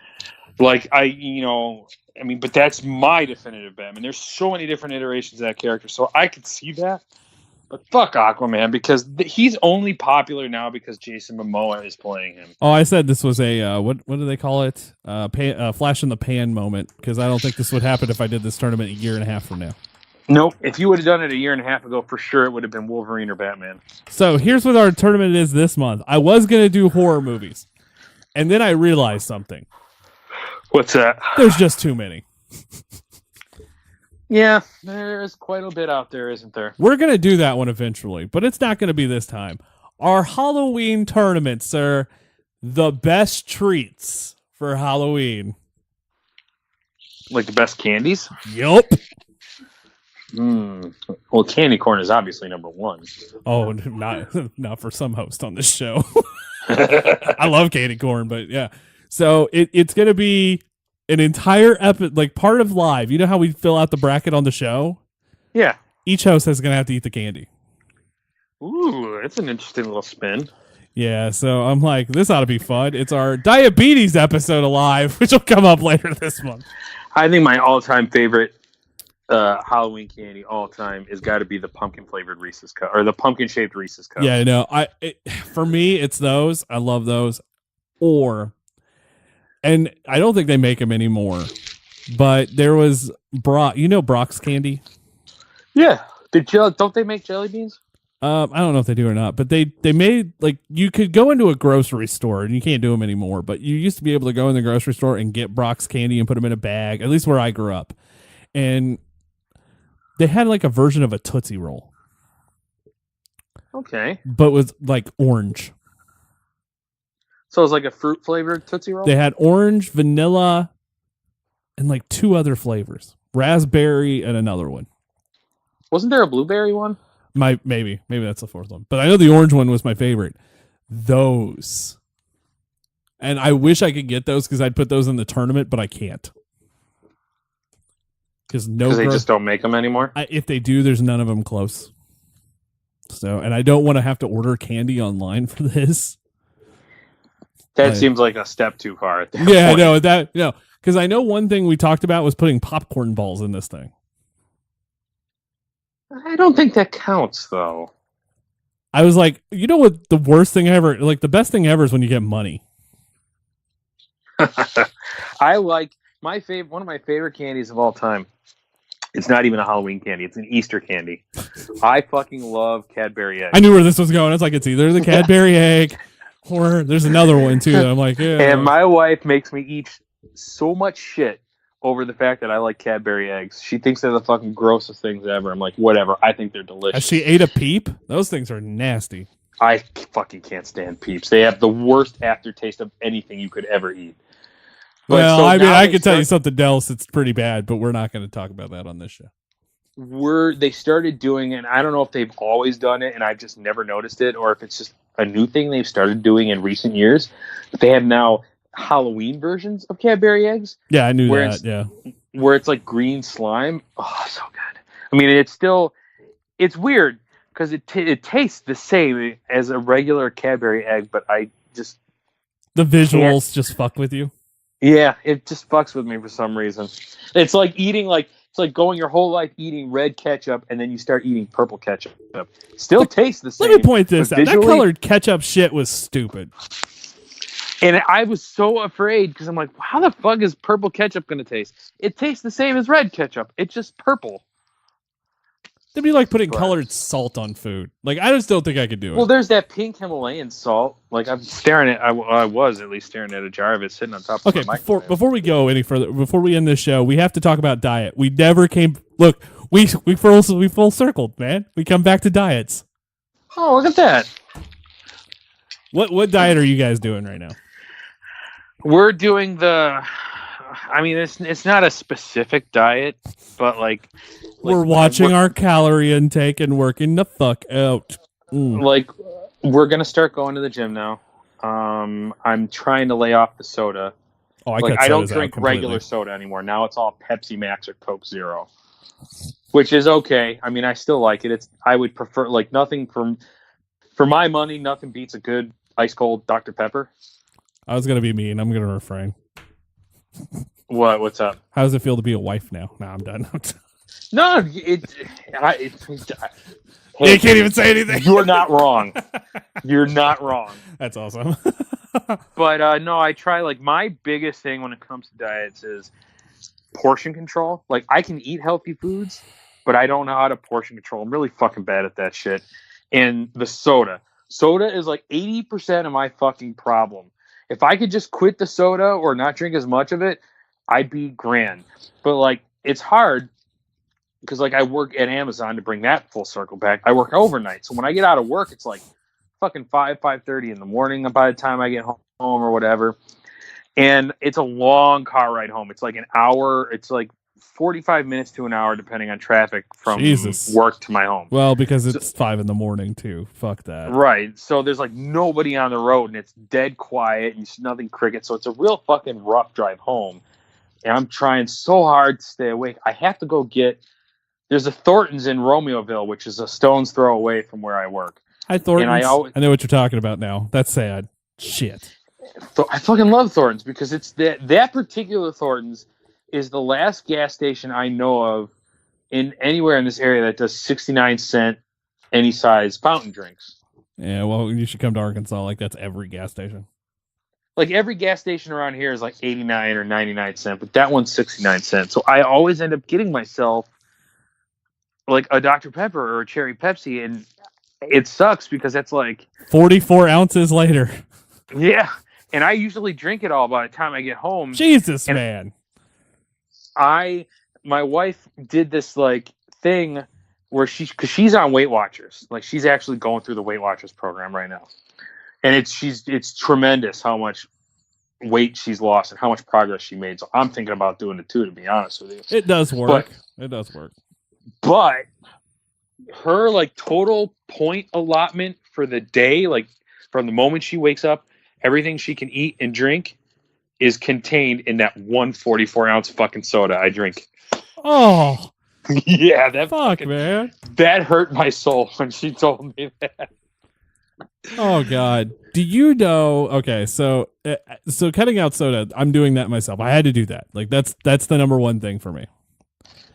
Yeah, I agree. 100%. I drink like 12 Pepsis a day. Like, it was ridiculous. Okay, so now that's out of the way. Do you know, have you been keeping up with Kevin Smith? I listen to his podcast. I'm like hardcore fan. I haven't really been charting his weight loss per se. So he got this idea, and I think this is what got me hooked on Penn and Teller again, was Penn Jillette's diet. Okay. It is nothing but potatoes. It is the potato diet, which is really, I didn't think this would work, but whatever. Penn lost almost 150 pounds. Just eating potatoes? Every meal, potatoes. And then you cut out like soda, and you can have sweet potatoes, but you can't use like, you can use honey. You can use a little bit of maple syrup. You can't use refined sugars. You can't do salt. Like, you can do salt, but you can't do like regular salt. And then like the butter has to be like the spray on fat-free butter. All right. I'm like, I'll do this. I'm going to give this a shot. I am down 25 pounds so far. Really? Good for you. And I still look, because I'm kind of weirded out right now by my body shape, but I'm losing it all in my face. So now it looks like I have like a 4 chins thing going because my skin's flapping. That is exactly why I grow a beard, to hide my fucking triple chin from the world. Well, I had a reason I shaved, and now I'm like, I'm thinking about growing it back. Fuck. But I was like, this is insane. Because you're supposed to do it for like 2 weeks and then take a break. Okay. I've had to modify that because, look, I don't know if I can do potatoes for 2 weeks yet. That's kind of a tall order, especially at the beginning. So I did 5 days, and then I cheat for 2. And that seems fair. Because it's 5 days is like the minimal. And I went, okay, I can do 5. Then the next week I'm going to do 6, and then it's going to be 7, then a cheat day, 8, then a cheat day. And that's been my whole idea. Right now I'm on day 4. You can drink coffee, just no sugar. You know how that goes. Mm-hmm. Tea you can put very little sugar in tea. You can have water, some juices, but not a lot. Like, it's intense. But my God, you learn how to fix potatoes like 400 different ways. Like, fuck me. You can't have cheese. You can't have dairy. But I did fudge on that. Because, look, there are just times when you're having a baked potato, like, for the 50th time, and you just need something different on it. You need a little extra. I got fat-free ranch dressing now because of this. Like, I don't feel great because I'm like, I want soda and meat. But it is working. Well, that's good. Maybe I'll have to try that. But you don't have to exercise with it. So Even better, because I'm lazy as fuck. that's why I did the potato diet. Like, Penn's thing was the only reason I did it's because I don't like working out. I was like, I love this guy. Like, yes, I'm in. If I don't have to do anything, like lift a weight, nothing, run, nothing, I'm in. Fuck it. And I can still lose weight? Fuck it. You take my money. So, all right, guys, I think that's going to wrap up live. We've almost done this for 3 hours. Fuck it. Yeah, we have been. Hold on. Let me look at this phone real quick here. God damn, 2 hours, 56 minutes. The show's been recorded for 2:54. So, Oh, yes. hey, fuck it. That's going to wrap up this edition of Live. Do you want to add anything else? Hey, see, I brought it full circle with the diet. Nothing really. I mean, I think I just, in terms of Doctor Who this Sunday, like, there's precious few TV shows, like, on actual TV, like, not, like, I'm not talking Like about, ones like, that you'll go streaming. out of your way to watch when they actually air. Yeah, like, American Horror Story is still one of them. I got I a need to soft catch spot up for on that that. one. I need to catch up on that so bad. The new season ties up to previous season in a very I don't want to way. tell you how far I am on that show. But that's the beauty about American Horror Stories. You don't need to watch those in order because each season I'm is on a Coven. self-contained story. I'm on Coven. Coven's a good one. Coven's a very good one. My favorite is Hotel with Lady Gaga for obvious reasons. I've heard a lot. I didn't like 2 because I thought 1 was so good. I was like, one's so one is freaking still good. the best out of all of them. Like, But they it's have because yet it's the to first get one. as good as they were. Because in it was the season. first one. But I did enjoy seeing the dude from Maroon 5 die in the second season. So, Fuck that guy. Fuck Adam Levine. I actually like him, but No, he's a nice guy, but his, it's still pretty awesome to watch his arm get ripped off. yeah, it was like one of the coolest things. I was like, oh my God, Maroon 5's dead. Because that's all I ever knew him by until The Voice. I'm like, I didn't really know his name. And it's just like, Maroon 5's dead. I remember whoever I was watching that with going, that's not his name. I'm like, yeah, it is. His name's Maroon 5.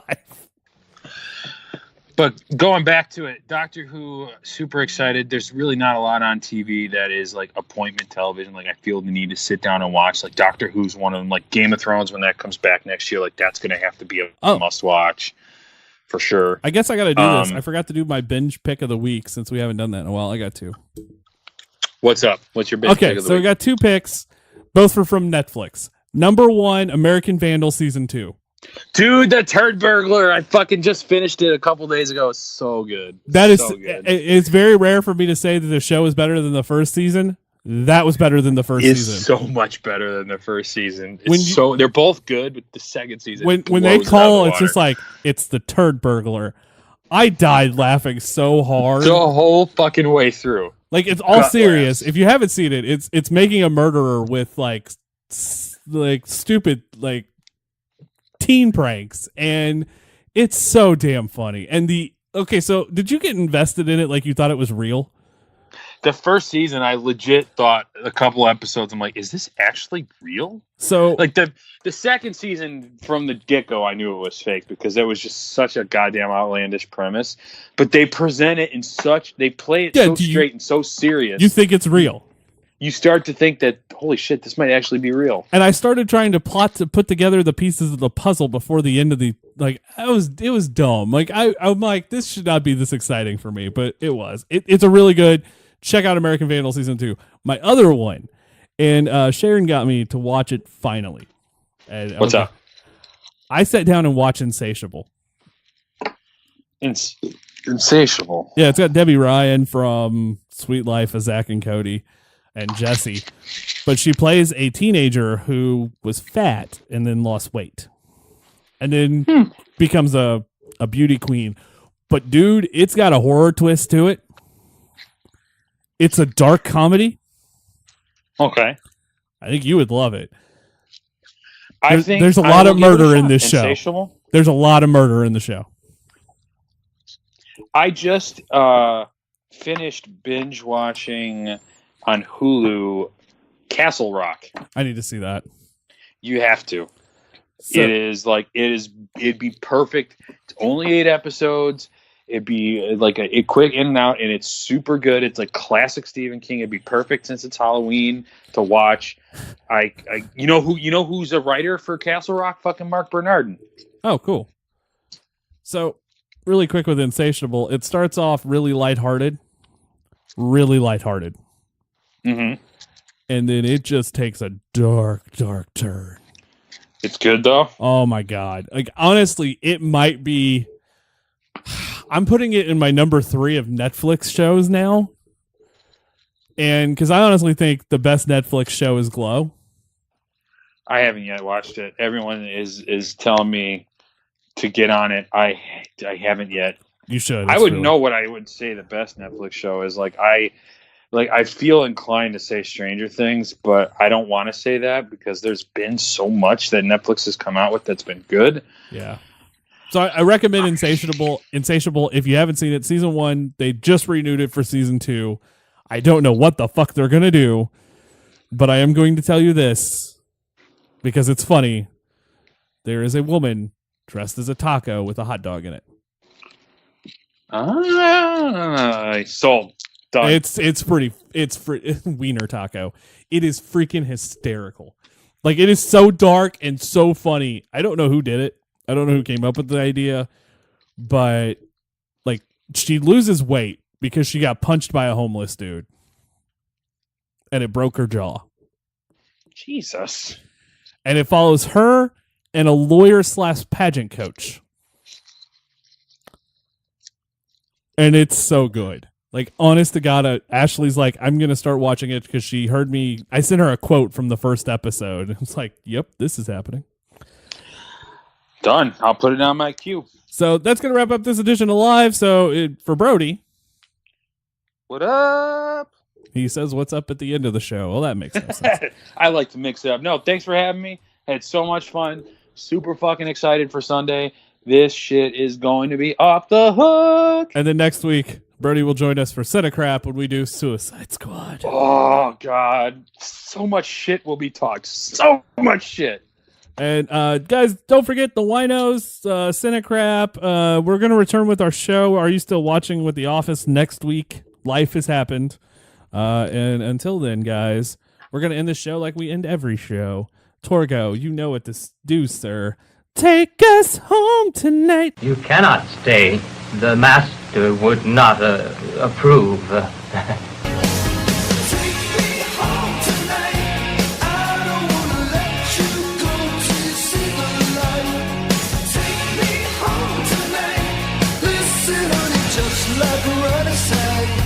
Be my